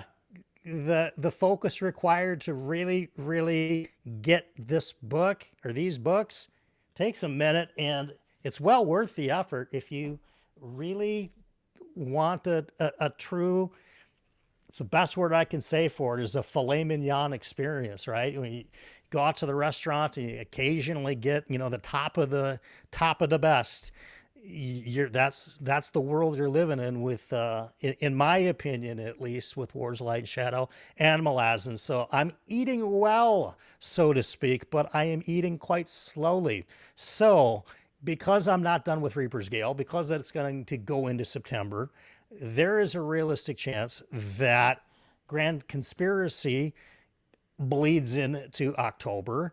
I don't know. We'll see how things go. But I don't want to rush through them because what's the point? If I can't absorb the material, it's not worth reading. So these are all kind of happening. There's some lit RPG stuff too, but I know only Doug cares about that here. Actually, you know what? Derek kind of cares about it a little bit now too, if I can get her the right lit RPG stuff. Where are we here? Here we go. Tori says, comparisons between Sun Eater and Red Rising are the bane of her existence. They're nothing alike. I mean, they're literally nothing alike. I find nothing in common with either of those books at all. Other than I think Mike has said before that they both have, a fondness for Roman history and the Roman Empire and kind of build their characters, or their world a little bit with that flavor. But other than the fact that they're both science fiction books, I don't think that they're anything like each other at all. I don't. And also, Sun Eater is far more mystical in nature and cosmic in nature and just outside of humanity in nature, not just the aliens, but maybe what came before everything. And Red Rising doesn't even go near those topics. So yeah, just a very different scale altogether. I still like them both. Could I have lived without reading Dark Age when I was going through kind of a depressed mood? Yeah, wouldn't recommend Dark Age if you're having some depression issues at the time. But other than that, I've really liked all the Red Rising books. I actually like the first book too. They were like, oh, it's going to be like, Hunger Games. And I'm like, well, I like the first book of the Hunger Games. So very, very cool. Josh is adding something to the TV. Oh, the short story books with Susanna Clark. Absolutely. Mike says, anyways, got to retry all the recommendations gave me to quit using my iPhone to record vids, but wanted to show some support and have a great stream. Blah, blah. Thank you, Mike. If you're still here, let us know when you come back. You're back on your iPhone and have kicked over the lamps and, yeah, messed up the studio a little bit. I have great faith. I am saying a prayer for your camera settings, Mike. I know it has been the bane of your existence for 5 years. So I hope that the boy wonder does right by you. Said Sun Eater and Red Rising? Yeah, no, exactly. Exactly. Grand Conspiracy also on the September TBR. Yeah, I'm going to try. I am absolutely going to try. Doug says, as to my opinion of Sun Eater, you can look in the comments of Brian's recent disappointment series, Taste is Taste. Yeah, you know what? I even think authors, like the authors who are professional authors, understand that their work is artwork and not everybody likes the same artwork. Janny has said a bunch of times, Tori said it too, that, hey, you know what? My books aren't for everyone. If they were, they'd be so bland and unappealing, they wouldn't stick out, right? They're designed to be art. So art doesn't always work for every single person the same way. And I know I'm paraphrasing what they just said. Tori says, got to run and film some promo videos for a secret project. Well, how about that? Well, how about this? An IRL friend, Paresh. Aging like fine wine. I learned from you, but you've got the good Indian blood skin that just keeps you looking 20 years younger than we are, man. Great to have you in the chat, Paresh. You're always such a cool supporter. Absolutely so supportive. That's Janny to Josh. Where are we in the comments? I think I'm caught up. Very cool. Very cool. So the other thing is that some of you guys have been asking me, who's coming up on From Whom the Bell Tolls, and when are they going to start to become a little bit more regular and this and that? Because I went for a really long time doing 3 Wednesdays a month, taking the last Wednesday of the month off, and boom, boom, boom, boom. And I liked it a lot. Here was the challenge, is that YouTube itself doesn't like it a lot. Like, it kind of buried my channel doing so many lives versus recorded videos that I wanted to just take a pause for just a minute and figure out how to incorporate my love for doing the live interview with what YouTube will actually get behind, so some people actually can see it. That's really what I wanted to do. I still haven't figured that out yet, but I miss doing the interviews considerably. And also the whole business with my mom obviously kind of changed my drive for really getting into other people's channels and understanding the kinds of questions and the seriousness level that I take that show. I didn't want to phone it in, so to speak. So it'll be coming back. I like had mentioned Jake from Nerd Level Rising. We're going to get him scheduled. There are a couple of people I have some feelers out to, but I haven't heard back quite yet. There's also some guests that I didn't get to all my questions the first time. So we may be having some part 2 of, that was French, by the way, terrible French, part 2 of For Whom the Bell Tolls with many of your favorite guests. And I know who you guys want me to have on the show. I already know. So don't worry. I've been in touch. There's going to be some repeat guests. They're going to be fabulous. And you know what? I have to say, I don't think I've had a bad guest on that show. I've had guests that are a little bit more, I'm going to just say, easier to banter with because they've been doing this a longer time. But I think for the most part, I don't think I've ever walked away from a For Whom the Bell Tolls going, oh God, that was a disaster. I think all of them, I've learned something about them, and I've learned something about myself and how I, try to interact with booktubers. Queen Violet, hello everyone. Hello to you, Queen Violet 8. Ronak Attack says, have you ever read any Tom Clancy books, or were you ever into the thriller fiction genre? All right. I have not read Tom Clancy books. I was not really into the government, military, thriller side of things if there was no sci-fi to it. That has changed a little bit. So I've got an upcoming book that I'm not at liberty to announce yet, but that will absolutely fit in what you're talking about, Ronak Attack. And we'll talk about that more on another video, but it's coming. It is coming. Janny says, Tom Clancy, my dad read them all. Now I've inherited them. It was really weird up here in Minneapolis because there was a period of time that Tom Clancy, the author, was going to buy the Minnesota Vikings.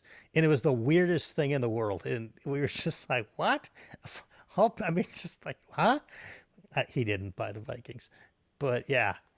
What does Doug say? Recommend starting a second BellTube live channel and then porting clips over to the main channel. That will keep long stuff out of the algorithms. I've thought about that as well too. I think, yeah, I mean, that's not a terrible way to go about doing it. I've been trying to expand my other business a lot, and I'm also trying to do some things on Instagram and TikTok with main BellTube stuff in the next 2 weeks. And so the idea of starting a new channel all over again, yeah, I think, you know what, Doug? I think when the channel gets to around 10,000-ish subscribers, that's probably when I'm more likely to start a second channel. I just feel like I've jumped the gun on a few things a little early, and it might be a little early to start a second channel just for the lives, but I know what you mean. And I think as I give it some more thought, I think when this channel just gets a little bit bigger than it is, then we do the second channel. Then we do all the live streams right over there. Right now, I kind of want everything in one place just as a whole package, if that makes sense. Where are we in the comments? Mayor from Orc City. Wow. John A. Douglas, author John A. Douglas, frequently banned from platforms across America. Author John A. Douglas, how you doing, my friend? By the way, if you've not read The Black Crown by author John A. Douglas, it is kick butt. If you like Dungeons and Dragons fantasy that will surprise you, I was really glad I read that book. And I don't know why I read that book, because I don't know why I read that book, because there's so many books that I have that have been fortunate enough to have been sent to me since starting this channel. And I don't even think, I think I bought it actually. I don't know why. There was just something about it. It was either the cover or maybe how John described the book when he was on another channel, but something piqued my interest that day. And I was reading it by that weekend, and it's really good. And I'm waiting to find out what happens to Rags, our main character, in book 2. So yeah. K-Fox says, I discovered your channel from watching For Whom the Bell Tolls. It was when you had Jimmy on, or Alan. I don't remember who was first. Jimmy was first, and then I had Alan the following week. And I had a blast with both of them. And I had only met those guys one time before, and it was a group stream over on Mad on Books channel. We did kind of like a Sunday pub-ish, Saturday-ish type of a 4-person talk about just kind of whatever we wanted to talk about. And Matt had invited Jimmy and Alan on the show, and he was trying to think of a 4th person that would not get steamrolled by the two of them in conversation.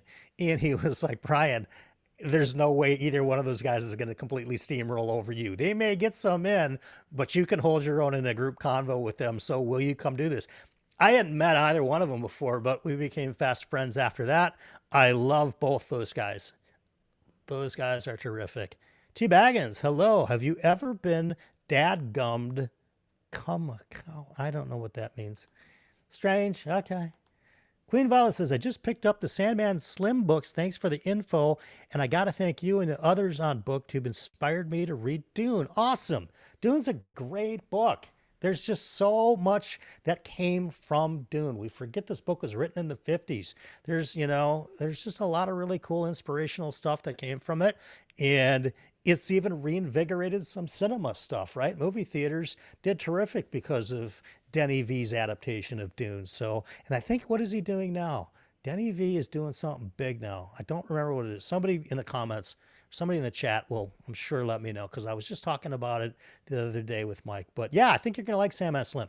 If you like urban fantasy, he is the monster who kills monsters. Absolutely. Dennis says, I read The Hunt for Red October while underway on an FBM submarine deep under the ocean. Somehow, Dennis, that does not shock me or surprise me whatsoever. That's excellent. That is excellent.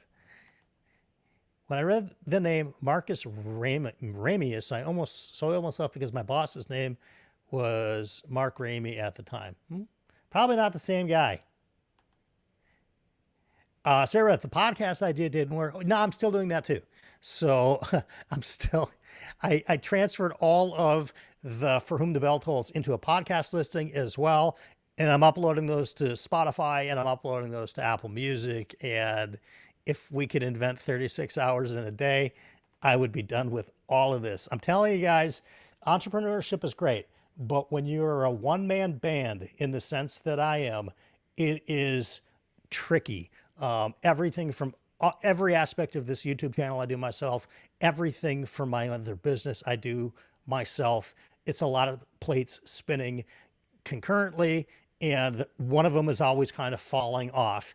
And it usually doesn't have anything to do with what I'm working on at the moment. So I get scattered just by default a lot. So yeah. Anyways, where are we here? I know other YouTubers who have had algorithm problems because of long videos read as low engagement by the algorithm. By moving clips to the main channel, you get free content, better engagement. Yeah, I mean, that is absolutely true. That is how YouTube works for now.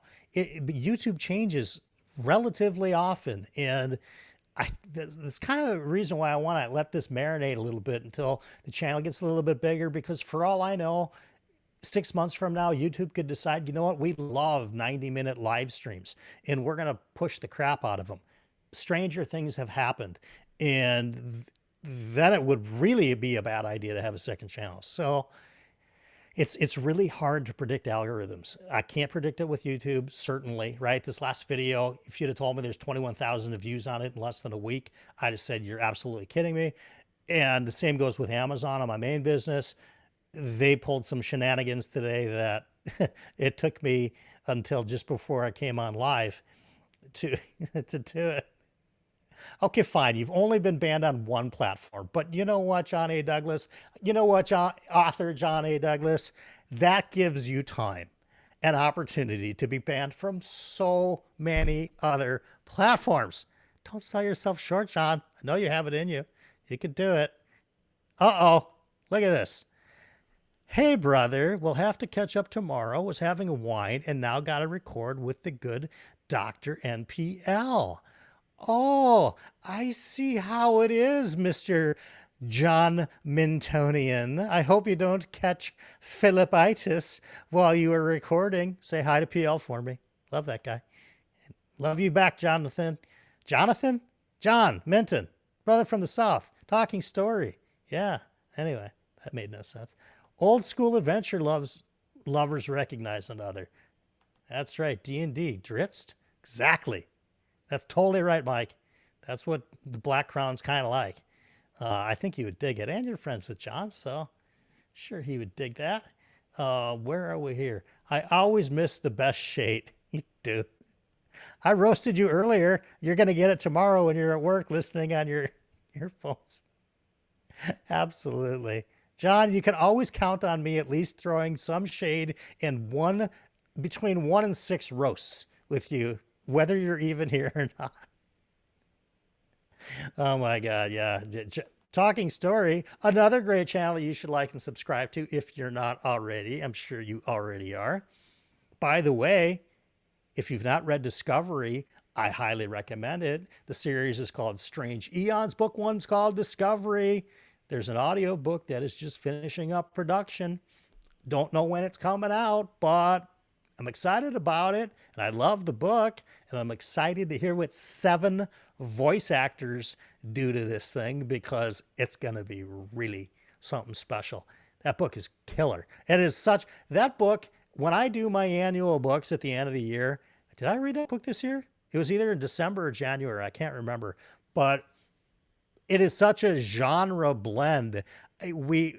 Earlier, like in the month, I did this tier list where I tier ranked fantasy series names. So not the quality of the books at all, just what I grade the names of the series. And I put Strange Eons in there, and I gave him kind of a middle level ranking, but I said when I do the one for science fiction, it's shooting way up, because to me, Strange Eons sounds a little bit more sci-fi than fantasy, but there's plenty of fantasy and sci-fi and post-apocalyptic and horror and thriller and every other, there's literary fiction stuff in there. It's a great book. Got to go get it if you haven't read it yet. Queen Violet says, about to start Stephen King's Dolores Claiborne. The Stand was amazing. Well, not sure if they're still here, but you have 2 Stephen King aficionados / experts in both Red Fury Books and Mike's Book Reviews that have been here in the chat, and they are amazing channels to check out if you want to know something about Stephen King. Jim Lay says, I miss the early 2000s run of D&D novels. I always got some when I went to Barnes & Noble as a kid. Yeah, I was like that. Back in my day, they had a store called B. Dalton, and I got all the Dragonlance books at B. Dalton. And that was really as close to D&D, you know, as it was back then. That was long before Wizards of the Coast. Yes, Derry, Discovery's audio is coming, and hopefully sooner than later. And Sarah Beth says, I cannot wait for the live where we all come up with better names for bad titles. That would be awesome. That's a great idea. Remind me about that, Sarah Beth. I think we could do that. First, reading my first King right now, Do McGee. Tori was here earlier, and I believe that was her first Stephen King book as well. I've not read nearly as much Stephen King as people would think, given the fact that a top 10 of my all-time favorite fantasy series is The Dark Tower. So you'd have thought I'd gravitate right to Stephen King for everything else. I don't know what's happened. I'm always reading something. I think it's just the fact that there's just so many books out there. And some of the Stephen King stuff that I've read, I've absolutely loved outside of The Dark Tower. There's no reason that I wouldn't go back to it. Yeah, Walden Books. There's another one. There is another one. Dragonlance was what drew me into fantasy. I'm sure you saw the influence. Yeah, absolutely. It's funny, too, because I remember nothing about most of the books I read last year or 5 years ago or 10 years ago or 20 years ago. But I remember the character Raistlin from Dragonlance that I was like 12 years old when I read that book. It's crazy. Absolutely crazy. Where are we? I think, am I caught up? Oh my gosh. Am I caught up? I think I'm caught up. I think I've told you guys a little bit about some of the books that I've got coming up. Told you a little bit about kind of where we're at with For Whom the Bell Tolls, but it's not gone. It's not even on hiatus. I'm just debating new guests and balancing with a couple part 2 guests, because the part 2 guests I'm actually quite excited about, because I already know I'm going to have a blast. When I interview somebody for the first time that, say, I have no real connection with prior to, I have no idea. I mean, I got so lucky with John Rammel that, because him and I had no communication prior to him coming on our last episode. And luckily enough, we just totally hit it off, to the point that him and I were probably talking for 2 hours after the stream ended, just shooting the breeze about whatever. So sometimes you get lucky, but when I've got repeat guests coming back on, I already know what I'm going to get. So, I mean, you put me and John Minton on camera together, it's going to be a lot of fun. When you put Alan and I on the camera together, it's going to be a lot of fun. Jimmy claims, I don't know if it's true, Jimmy claims our last episode of Chatting with Nuts together is in his top 3 favorites of all time, which is extraordinarily kind of him to say. but he's going to be coming back on too sooner or later. So we've definitely got some great ones. Derry was an amazing guest on For Whom the Bell Tolls. My mom called me immediately after Derry's episode, and it was funny because my mom is in California, and we did Derry's episode at like noon her time, so she was gathered around the TV with a bunch of her girlfriends watching the Derry episode. So yeah, that's right. All the guests are waiting for invites, no pressure. Oh, Derry, I'm going to be talking to you tomorrow. Anyway, not on For Whom the Bell Tolls, but we're gonna record a stream tomorrow together, Derry, and I am excited for it. And yeah, John says it's amazing when you find those book peeps that you can talk forever with. I totally agree. And thank you, K Fox. Your episode of Chatting with Nuts was hilarious. And thank you, Sarah Beth, for saying that Jimmy is the best live ever. The one with Jimmy. Yeah. We both get, Jimmy and I both get the assignment. That's all I can say. Although he's not here in the chat, so what horrible, awful things can I say about Jimmy? Jimmy's home reading a book right now that nobody in the world has ever heard of or read before, and he's going to come and do a review on it and wonder if anyone's going to watch it or what book he's talking about. That's what Jimmy's probably doing right now. Although he's going to be live tomorrow night, so let me plug Jimmy as long as we're here. He's got his, what is it called? In a Nutshell? I think it's going to be called August in a Nutshell tomorrow night. I want to say it's at 7:30 Eastern on the Fantasy Network, where he's going to talk about everything that he read and kind of grade him and give his 2 cents, which are always very well thought out. I think Jimmy is my inspiration when it comes to live anything book related. I don't think anybody's better than he is. I look at what I try to do is basically let's try to get a tenth as good as Jimmy and kind of go from there. But he's really kind of, for me, at least when it comes to live, the gold standard of, I was going to say fantasy book too, but let's be honest. I mean, Jimmy hasn't read a fantasy book in 3 years. So anyway, where am I here? Okay. We are, and I am hyped. That's true about our recording tomorrow. And where are we here?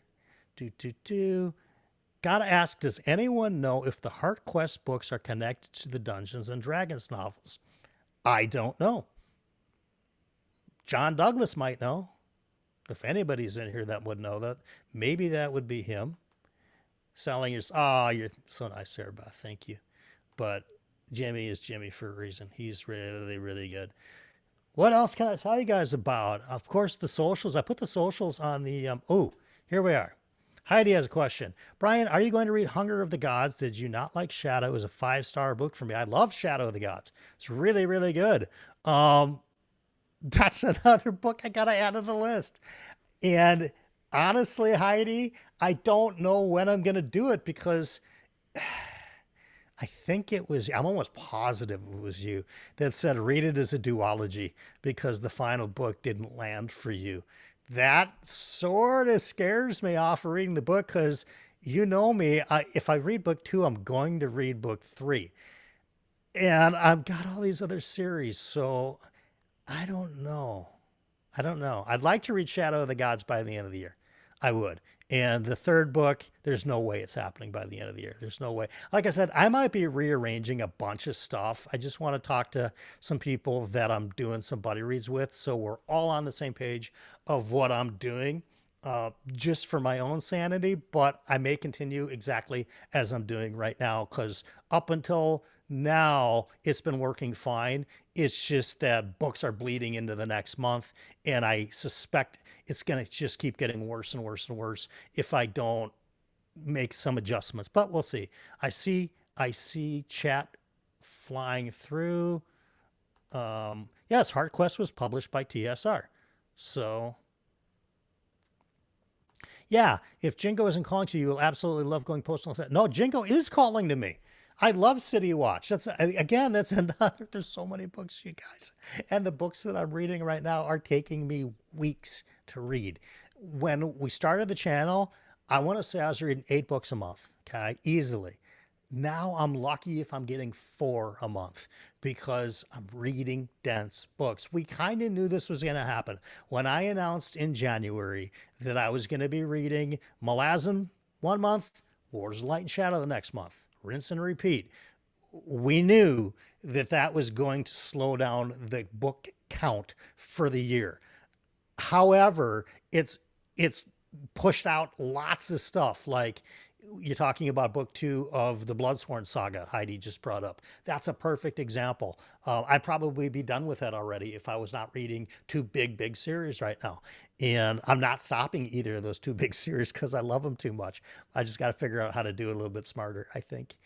Heidi says, yes, we can come up with our own ending. Heidi, should it be the Heidi and Brian book 3 ending where it's like choose your own adventure and we'll just write our own ending on Patreon and publish it?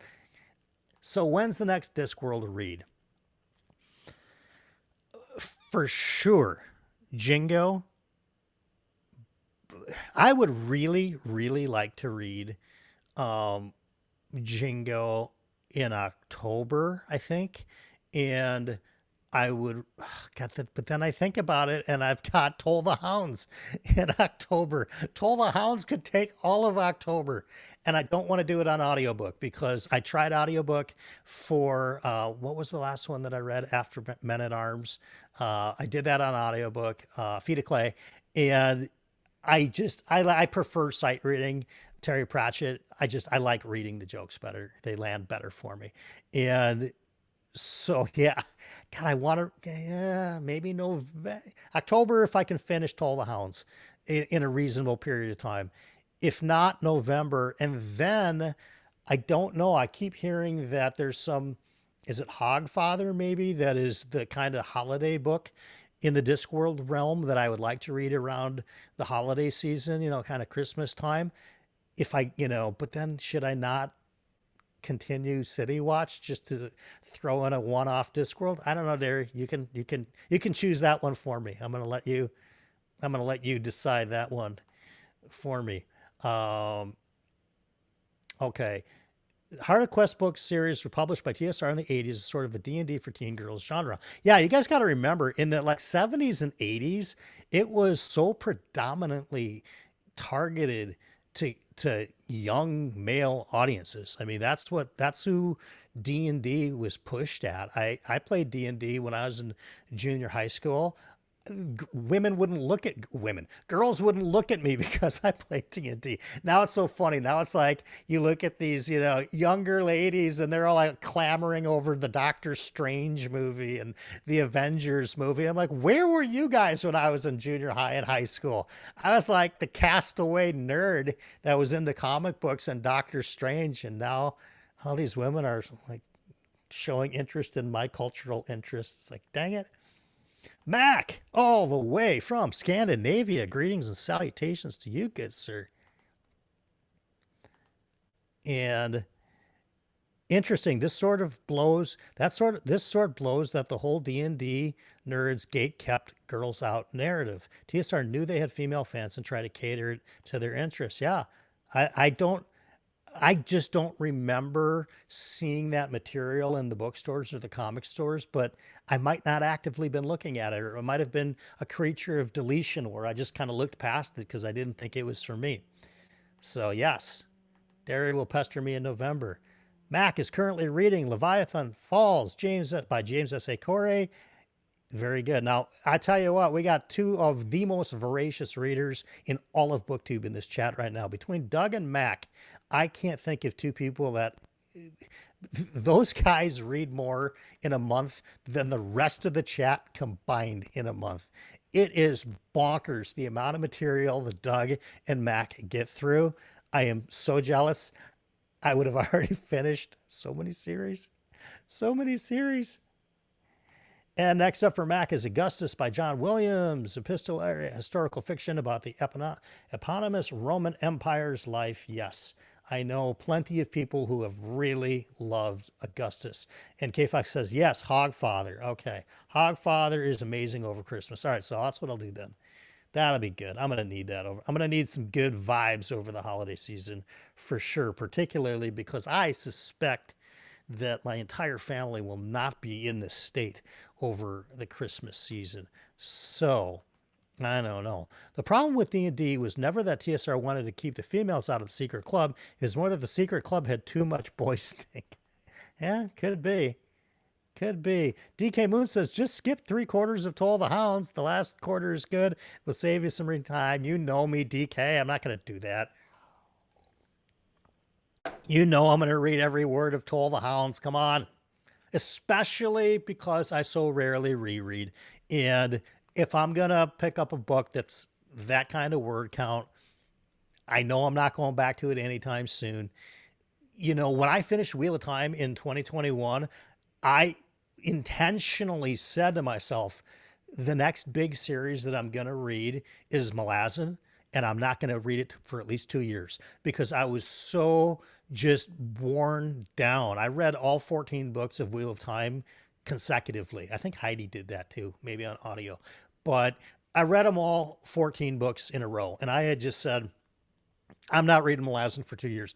Well, it actually took an extra 2 years beyond that, but I don't want to skip Toll the Hounds because I've liked everything in Malazan so far, and I know that's where Mike has been hung up a bunch of times in Toll the Hounds, and I've heard really kind of mixed to negative on Toll the Hounds.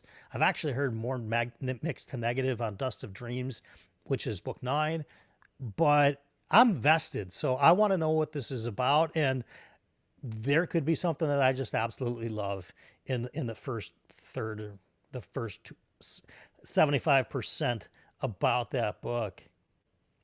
Meanwhile, it says, still collecting comics to this day. I never stopped reading fantasy or comic books, but back in the day, the guys looked at me like I was a unicorn. Yeah, I've got some female friends that would go to the comic book store, and it was like all the talking stopped because it was like, oh my God, a woman is in the comic store.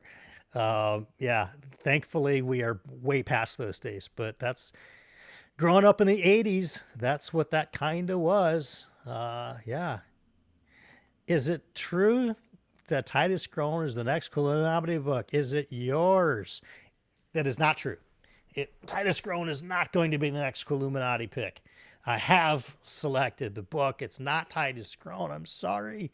We're sort of going outside of stuff we would normally read. The other part of that is that I'm not sure that it would be a Mike favorite based on what I've heard. I'm really fired up to read Titus Groan. I suspect that whole series, that Gormenghast series, is very early in 2026 for me. For sure by the middle of the year, I want to read that whole series. But I don't remember how big Titus Groan is, and we try to keep it pretty accessible language, pretty quick reads, because all 4 of us have vastly different reading, available times, and 2 of them can't do audiobooks at all. So it's not on Illuminati, but you'll find out when we do our convocation of the next Illuminati sometime in September over on Philip's channel. When we talk about Conan the Conqueror, we will talk about what's coming up next for our reading club. Yeah, it was the pandemic. I didn't know what to do. Honestly, it was keeping me sane. I had just lost my business of 15 years, and all of my teammates and my employees, I had about 35 employees. All of them were out of a job. I didn't know what to do for them. I didn't know what to do for myself. So I buried myself in the Wheel of Time from January, right, starting January 1st of 2021, all the way to, I want to say I finished in like the end of February. Sorry, not February. It had to be really crazy. The end of April, maybe the beginning of May. But it was it. Toll the Hounds is mixed. Lots of love. Let the book. Cool. I mean, honestly, there's been nothing about Malazan I haven't liked yet. So it's good. Same with Wars, Light, and Shadow. There's been nothing that I've gone like, oh my God, why am I reading this? This is not. And that's tricky because when you get into buddy reads, that is hard because you don't want to let down, the people that you're doing a buddy read with, but things happen if you're not feeling it and you don't know until you get into it. But I'm really lucky that any buddy read that I've done so far, since even before starting this channel, that I've just even participated in, has worked, thankfully, because I know that that is not common. And yeah, K Fox says, I tried to start Malazan while reading Wheel of Time and Realm of the Elderlings. I finished Wheel of Time and Realm of the Elderlings, only got through Deadhouse Gate so far, though. Yeah, it's a lot, you know? I mean, and they're big worlds. Particularly Wheel of Time and Malazan are huge geographies. The world map is significant. And just even remembering stuff. I mean, Realm of the Elderlings is big landmass, but it's all sort of centered in certain areas. It's not as sprawling in a million different places as Malazan certainly, or Wheel of Time. So yeah, I think you're probably in good shape now, having finished those. And Max says, had the horror of acting opposite among others in the very charming Thea Sophie Loch Ness, who you might know is playing as Skade in the Last Kingdom TV show. Oh, okay. Very cool. That's awesome. Exactly, Mac. That is so cool, says Derry. I don't think Mike's gonna like Titus Grown too. Yeah, I don't think that's his jam. Looking forward to what you and Philip both think of Titus Grown. Yeah, okay, so let's God, you know, we've been going for 2 hours and I'm still not done. So I'm going to keep going for a little while.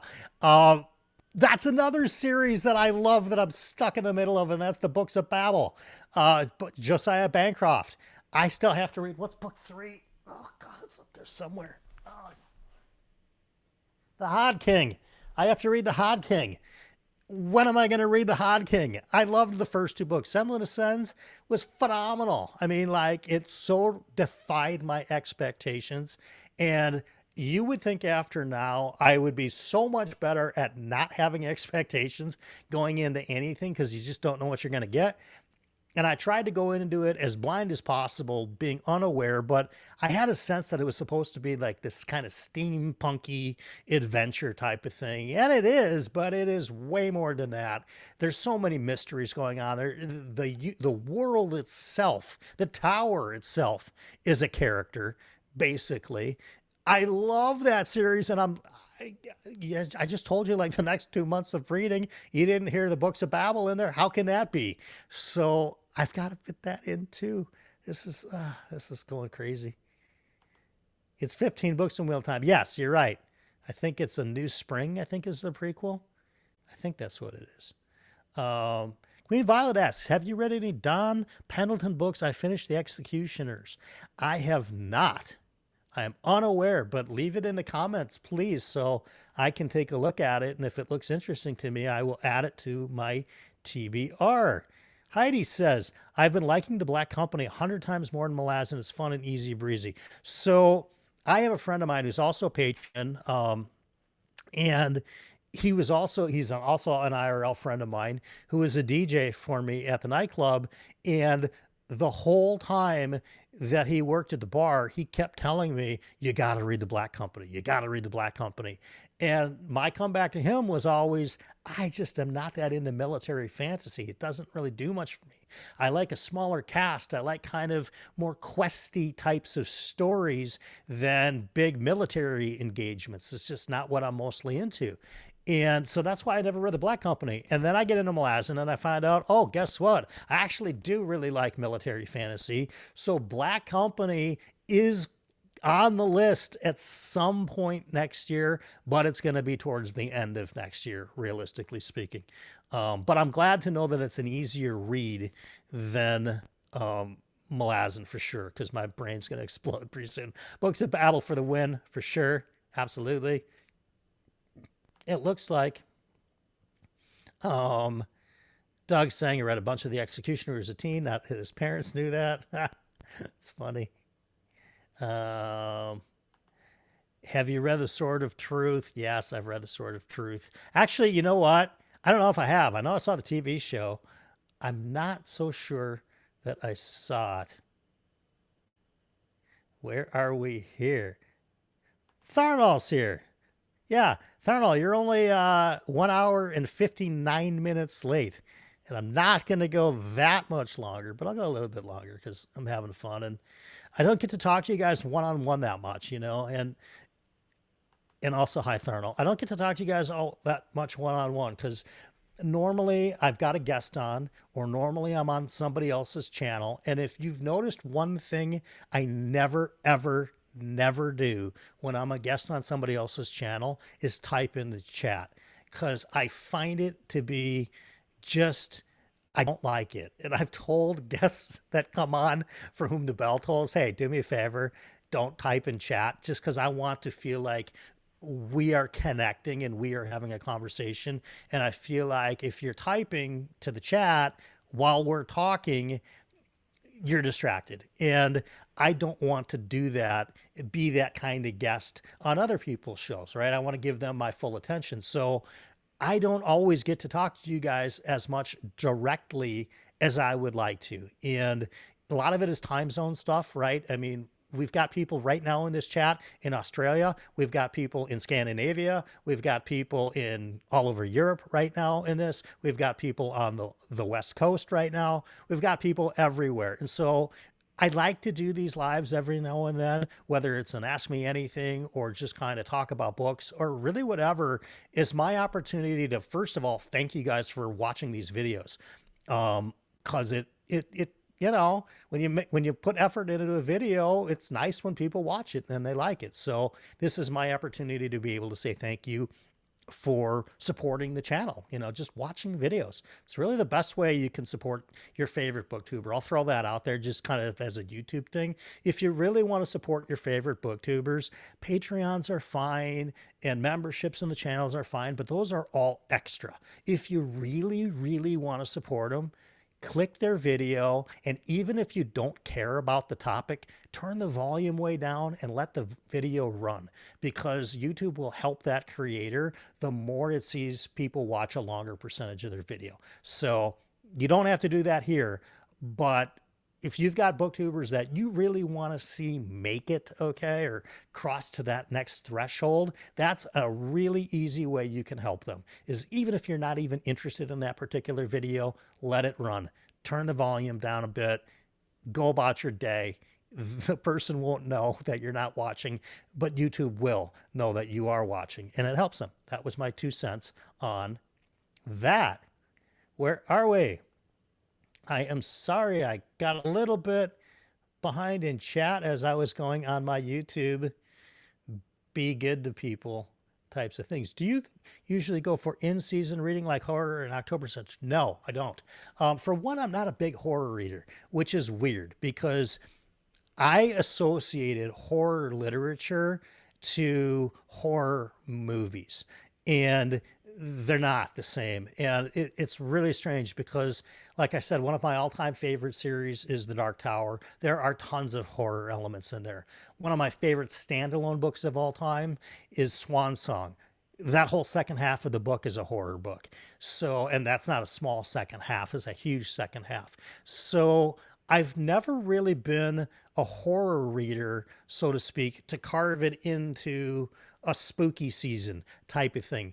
Also, I've got friends that do spooky season on BookTube. I don't want to. I'm already copying Mike enough as it is. God, I hope you hear this, Mike.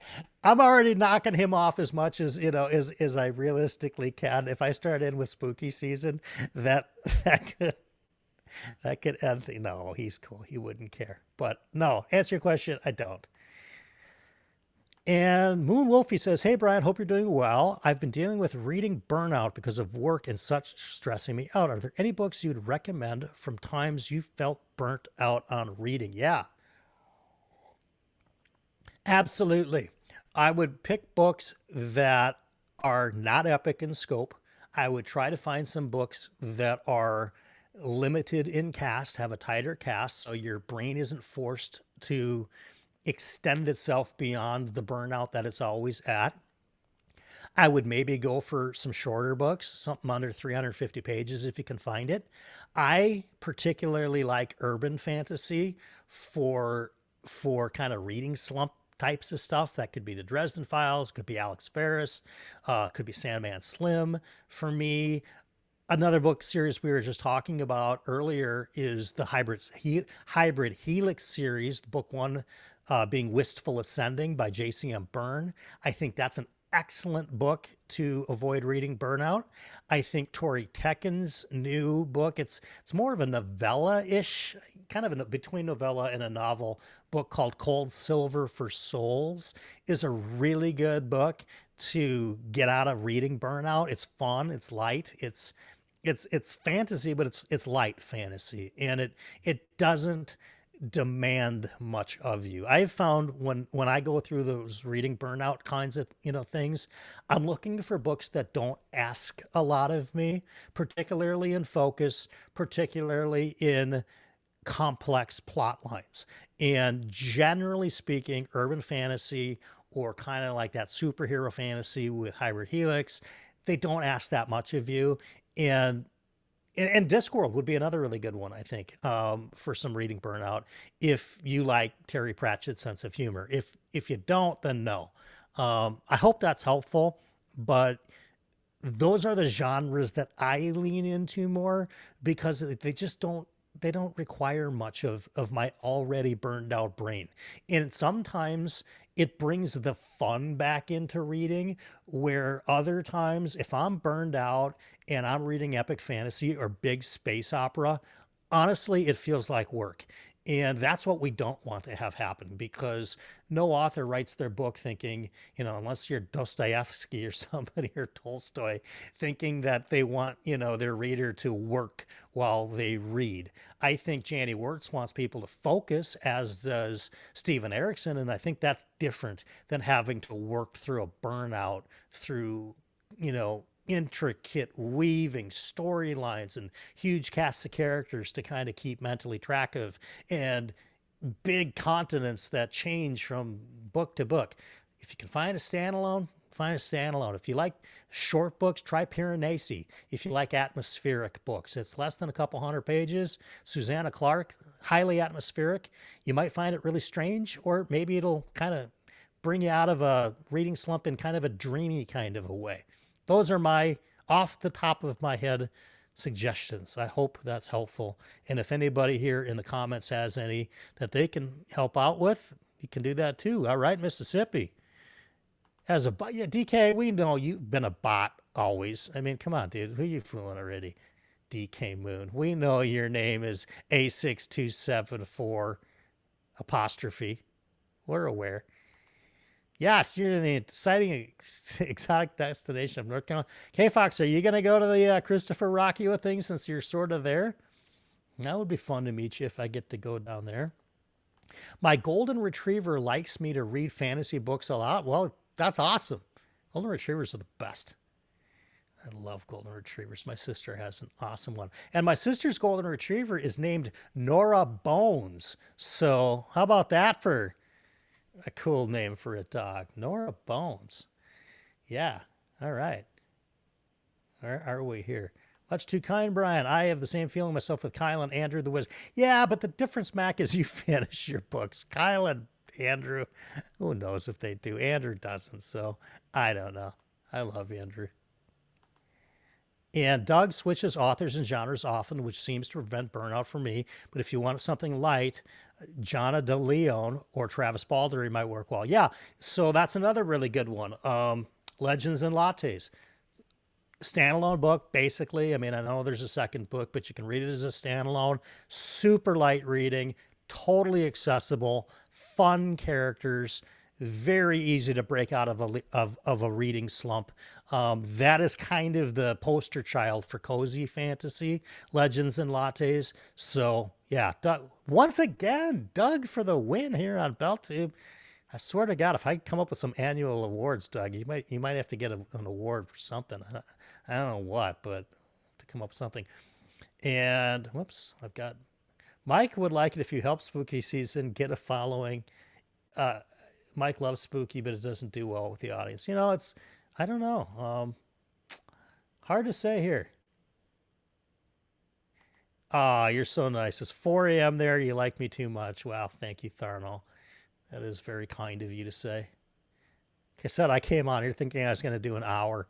We've been going almost two. Oh my God. K-Fox says her burnout reads are Rhaenyra Revelations and Murderbot and Discworld, of course, and Earthsea. So I've not read Murderbot. I'll tell you why. I was at a Barnes and Noble and I picked up a book that looked as thin as a bookmark and they wanted $26 for it. And I said, this is absolutely obnoxious that they are charging over 20 bucks for such a tiny little novella. And I just was that's the hill I decided I was going to die on with Murderbot. Then I watched the show on Apple TV, completely loved the show on Apple TV. I don't have the time to add even novellas into my reading schedule because I still have Susanna Clark's short stories. I still have a Richard Kadri book that I haven't read. And I think this is the only Richard Kadri book that I haven't read. So this is going to happen. And this is a novella for sure. So yeah, that can happen for sure. I've not read Earthsea. I've not read any Ursula K. Le Guin. It's crazy. Absolutely crazy. One of my goals for next year, by the way, has nothing to do with Ursula K. Le Guin, although I believe that they were contemporaries in that I want to read a bunch of more Kurt Vonnegut. So I've only read a handful of Kurt Vonnegut books. Everything I've read about him as a person intrigues me tremendously. And the last book I read of his was The Sirens of Titan. And it was just okay. But it has a Vonnegut flavor to it that if you like him as an author, even his okay is still kind of good, if that makes any sense. I don't know, but I want to read more Vonnegut next year for sure. Where are we here? I think I'm caught up. Price of books has been deterring me from continuing some series. You're a bot. What are you paying books for? Well, you just download them. You're a bot. Brian, much love from down the road in South Minneapolis. Minneapolis strong, love this community. Evan, absolutely, man. So, yeah, we had an awful event yesterday. You guys may have heard about it. I'm not going to bring too much up here on the channel, but it's pretty tragic. And Evan's right there. I mean, my house is probably 12 minutes from there, and Evan's is probably less than 5. So, pretty crazy. And yeah, Minneapolis rocks. I just wish it wouldn't be so damn cold sometimes, but I don't know. I do miss the winter and the summer. I miss the winter and the summer more than I miss the summer and the winter. If that's, I don't love, oh my God. Oh my God. I gotta, if you're unfamiliar, is a registered nurse. Oh my God. I gotta go at work. One of my patients got bit by a raccoon. Only on BellTube can you come into the chat and be called out of the chat having to deal with a raccoon bite. Where else are you going to find quality programming like this, you guys? Absolutely. I love Earthsea. I tore through that series very quickly, and my favorite entry is Tombs of Attn. Yeah, again, I mean, she's on my list of authors. There's just a lot of authors.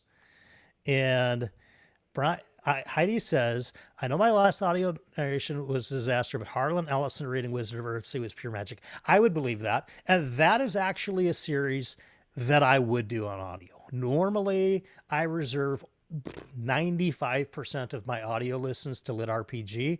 I enjoy Lit RPG far more on audio than I do reading the books. I don't know why, I just do. And there are a handful of series out there that do appeal to me on audio, and Earthsea is definitely one. So that could actually happen next year, because while I don't think I have time to start in with new authors in physical sight read, I for sure have space in the audio space, no doubt about it, because I'm very current with a bunch of my Lit RPG stuff. So all right, Heidi, I know you'll remind me about that, but that's a really, really good idea. And I'm not a really big believer in kind of like, legit, street cred of BookTube. Well, you're not really a fantasy booktuber if you've not read A, B, and C. I don't buy into that. I think whatever. If you're on camera and you're talking about books, you're a booktuber, or if you're in chat, or if you're in Discords and you participate, you are a reader. There's no required reading list.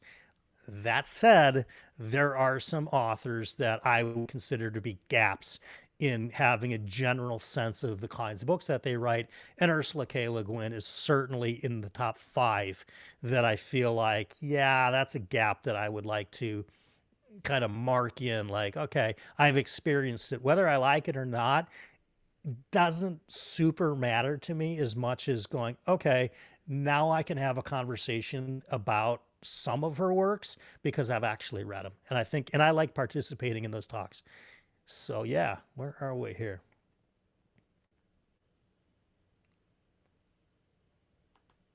Dungeon Crawler Carl, have you read it yet? And I can't believe it's got a webtoon now. Haven't seen the webtoon yet. Queen Violet, I know you're new to the channel because I have been screaming about Dungeon Crawler Carl. Well, long before I had the BookTube channel. I've been reading these books as they came out on audio. Literally the first week that Sound Blue Theater released Dungeon Crawler Carl Book 1, I was listening to it. I have been screaming from the rooftops about Dungeon Crawler Carl for at least as far as me being on camera for 2 years. So imagine my surprise when booktubers a million times bigger than me started talking about this series, Dungeon Crawler Carl, and everybody's like taking their word for it, going, oh, I should probably go read that. And I'm like, oh my God, you guys have been telling you this for, even Mike is liking Dungeon Crawler Carl. I told him 2 years ago he would like it. Anyways, yes, it's exciting that it's got a webtoon. One of my dear personal friends, Madison Goodyear, just wanted to pop and say hi. I've got brownies to get out of the oven, finishing a book tonight, starting something new tomorrow. Life is good. Hope all is well. Love you, Mads. You are great. By the way, if I just cut off, if I just cut off, it's because the camera died. This camera has a time limit on it. Not my software, but the camera. Even though it's plugged into power, and I thought I was going to go for an hour to an hour and a half tonight, and we're well over 2 hours before. Raccoon is better than rattlesnake any day, though. I'll tell you a quick funny story, only here on BellTube. When I was 25 years old, I got in a real bad mood about Minnesota and the work that I was doing here and everything else. And I went and traded in my 4-wheel drive car for a convertible Corvette, threw my crap in the passenger seat, and drove to Arizona. Lived in Scottsdale for a period of time, which I really did enjoy. Sarah Beth and I have talked about that. And then I decided I was going to move back here, and like an idiot, I moved back in like January, right? Because what better to drive in a Minnesota winter than a Corvette? So, and it was not a new Corvette, by the way. This was I was not rolling in the money to go buy myself a new vet, but I found a good used one. And I remember I had to go to the bathroom so bad on the car ride back. It was in the middle of the night. I was somewhere in Arizona, maybe Utah, I don't know. And I get out on the side of the road. I just got to go to the bathroom so bad. And there's this sign that says, beware of rattlesnakes. And I'm like, oh my God, quick, go to the bathroom. Go, go, go, go, go, go, go. Get back in the car. So I don't know how that came up, but I think the combination of rattlesnake and Sarah Beth coming here from Arizona. Absolutely. K Fox says Earthsea. Oh, she's agreeing with Heidi. It's great on audio, but I'm biased because it's one of your favorite. I mean, if it's good on audio, it's good on audio. Absolutely. Brian, you should try solo leveling. Yeah, I mean, solo leveling is on my TBR as well. So yeah, it's, guys, I'm telling you, after my mom happened, my reading just took such a crash that I'm not going to be able to make it up this year in terms of books, but next year I should be able to, because the density of the material that I'm reading, apart from Wars of Light and Shadow into next year, won't be as significant, because you pull Malazan out of that picture, life gets way more normal in terms of being able to read all the books. Yes. I would be thrilled if you picked up Earthsea, but my soul would shrivel and die if you didn't like it. You know what? I doubt I would dislike it, because I know Philip loves it, and Philip and I align on almost all the books that we read. There's very few books, and John and I are kind of like that too, that there's very few books that we are diametrically opposed on. I know it's a favorite of his, so I think I will like it. I think I will like it. Lit RPG is hard to explain to non-gamers. Sorta. I mean, I've been explaining what lit RPG is so often now that I've gotten better at it. I did a video called, if anybody's interested, if you want to know what lit RPG is, I literally did a video in the last 6 weeks called Lit RPG Explained. It covers the 5 main elements of what lit RPG is, but it's still fantasy or science fiction, depending on which genre you're in. So yeah, see, you read DCC after Mike said it. Thanks, bot. Thanks, DK bot. Appreciate you. Absolutely. Snakes do not have too many bones. That's right. Where are we here? Da, da, da, da, da. I'm slowly making it through the chat. I am getting through the chat. They're talking about snakes. I don't know what we got going on in here. Capricious Fox says, great to see so much Earthsea love in here tonight. Absolutely. Yeah. You were a 24-hour caregiver, Queen Violet. Yeah, that's, I'm sorry for your loss. And I'm lucky in a way that I didn't experience what you experienced, because I think what you experienced was a whole nother level of challenge that is beyond something just unexpected. While I couldn't prepare, I also didn't see decline. And bless you for being a 24-hour caregiver.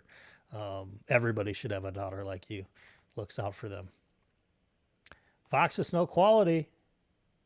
Very cool. Very cool. Well, you guys, I've been going for 2 and 20. I think I may start to wind it down. I don't know. If anybody has any other burning questions, now's your time before the camera dies. But like I said, I really wanted to come on and just kind of catch up with you guys. Some of you guys have been following this channel since literally the first video that I ever did. Heidi was one of the first people here for sure. Sarah Beth's been here for a really long time. Mac's been here for a long time. Doug has been here for a long time. Capricious Fox, K Fox. You thought that was the intro. You're funny. It's really great that you're not sick of me by now. I appreciate that tremendously. And I really do like doing these videos for the community. And if I could figure out a way to make YouTube like community videos as much as I like making them, then I think we'll really be onto something. But you kind of saved me a little bit tomorrow from having to do a video. So here's what I will do. Like I said, if you didn't catch the beginning of this episode, next week, I'm going to recap everything that I read in August. I am also going to finalize everything that I'm reading in September. Also, I have to, how did I not even say this? I'm such an idiot. She's going to kill me. If you guys enjoy the channel Library Unbounded, hosted by the one and only Sylvia. Oh, Heidi just brought it up just now. Heidi, you are a mind reader. If you enjoy her channel, well, I have good news for you, because for the October TBR, I will be playing the Lord of the Reeds game with Sylvia. So I think the plan is, and we're going to work this out in the next week or two, but I think the plan is we're both going to be on camera at the same time. I'm going to roll the dice here. She's going to move the pieces there. She's custom created a character by my demands, because I have to be unique if I'm going to do this. And we're going to play her TBR game, which is, I think, the best TBR game on BookTube. If you don't know what I'm talking about, the channel's name is Library Unbounded, and I will try to remember later to throw a link in the description to it, and watch her TBR games. They are incredible. It's some of the best content I've ever seen, hands down, on BookTube. I'm lucky enough that her and I are friends, and I think this is going to be really cool, because I don't know that anybody's played, the Lord of the Reeds game with her going on at the same time. And we might actually do the entire thing as a live, which would be even cooler. I don't know how I'm going to manage the comments and do all this stuff, but I think if anybody can do it, it's probably me. So that's going to be exciting. I'm going to see the comments real quick. And thank you so much for that. Well, Queen Violet, thank you so much for being here. Derry, I will see you tomorrow, probably still today, your time, or maybe it'll be next Wednesday, your time. I don't know. I don't know how time in Australia works. I don't know. I think it's like there's the international date line, then there's like a time warp thing. And why am I saying Australia? You're in New Zealand. God, I'm so stupid. Somebody else was on Australia earlier. That's why, Derry. Are you, Derry, before you leave, are you in the same time zone as Sydney? If you are, then I don't feel so bad. And where are we here? Yes, Sylvia, absolutely. Stilthy, fits, filthy. Yeah, TB Arts, this is. Yeah, they're tricksy too, Tharnal. They are tricksy. What books are my favorite? Well, there's a lot. I mean, in terms of series, some of the ones that come to mind are Realm of the Elderlings, my last Book of the Fallen. I'm currently only about 4 books through Wars of Light and Shadow. That is moving quickly up the list. I think I said The Dark Tower. I'm a big Sandman Slim fan when it comes to urban fantasy. I'm a big Alex Ferris fan with urban fantasy. Of course, A Song of Ice and Fire. Even though it's not done, I still love what he created for that world. I think it's just incredible lore and world building. Really genius work. Science fiction, I like everything from classic stuff, Arthur C. Clarke and Asimov, all the way through even what Christopher Rocchio is doing right now with the Sun Eater. I do like the Red Rising stuff. Probably not quite as much as Sun Eater for me, but I do love it. And yeah, I don't know. But honestly, the best way I can answer this question is watch some of my videos and you will see I'm really clear which ones I love and which ones I don't love quite as much. So hopefully that's a short answer to a much longer question. I know I said New Zealand. I know. Time moves backwards. See? Yeah. How am I supposed to know these things? New Zealand is Australia's hand. Oh, Doug, you are throwing hands at Derry. I wouldn't be, wouldn't catch me doing that, Doug. You are a brave man. See, blasphemy, right? Exactly. Derry knows. Derry doesn't. Derry abides no bullshit. I'm telling you, she's one of my favorite people because she just does not. Yeah. Nicest person in the world, but don't cross Derry. I wouldn't do it. I'm not that brave. All right, you guys, it's been 2.5 hours. I just want to say thank you guys for sticking around with me all night, as many of you guys have. If you're catching this on replay, do me a favor, type hashtag Team Replay in the comments. Let me know where you're watching, when you're watching, and all that good stuff, so I can try to plan some live streams around your schedule too, because your schedule matters as much as mine does, because without viewers, I'm just talking into an empty room with a camera in front of me. So it's important to do. If you've got AMA questions that, you know, maybe you didn't get to join in on a live chat and you want to throw them in the comments, so long as they're not obnoxious, ridiculous, or idiotic, I will answer them in the comments. And if they are obnoxious, ridiculous, and idiotic, I'll probably answer those as well, but maybe not quite as happy-faced. Anyway, that's what I know. Everybody, it has been fun. You guys are a blast. I will see you guys soon. There'll be a new video next week. I will not give you Jimmy's outro because I know he will absolutely hit me with a copyright strike. And that's what I know. We'll talk to you guys soon. Have a good night, everybody. Bye-bye.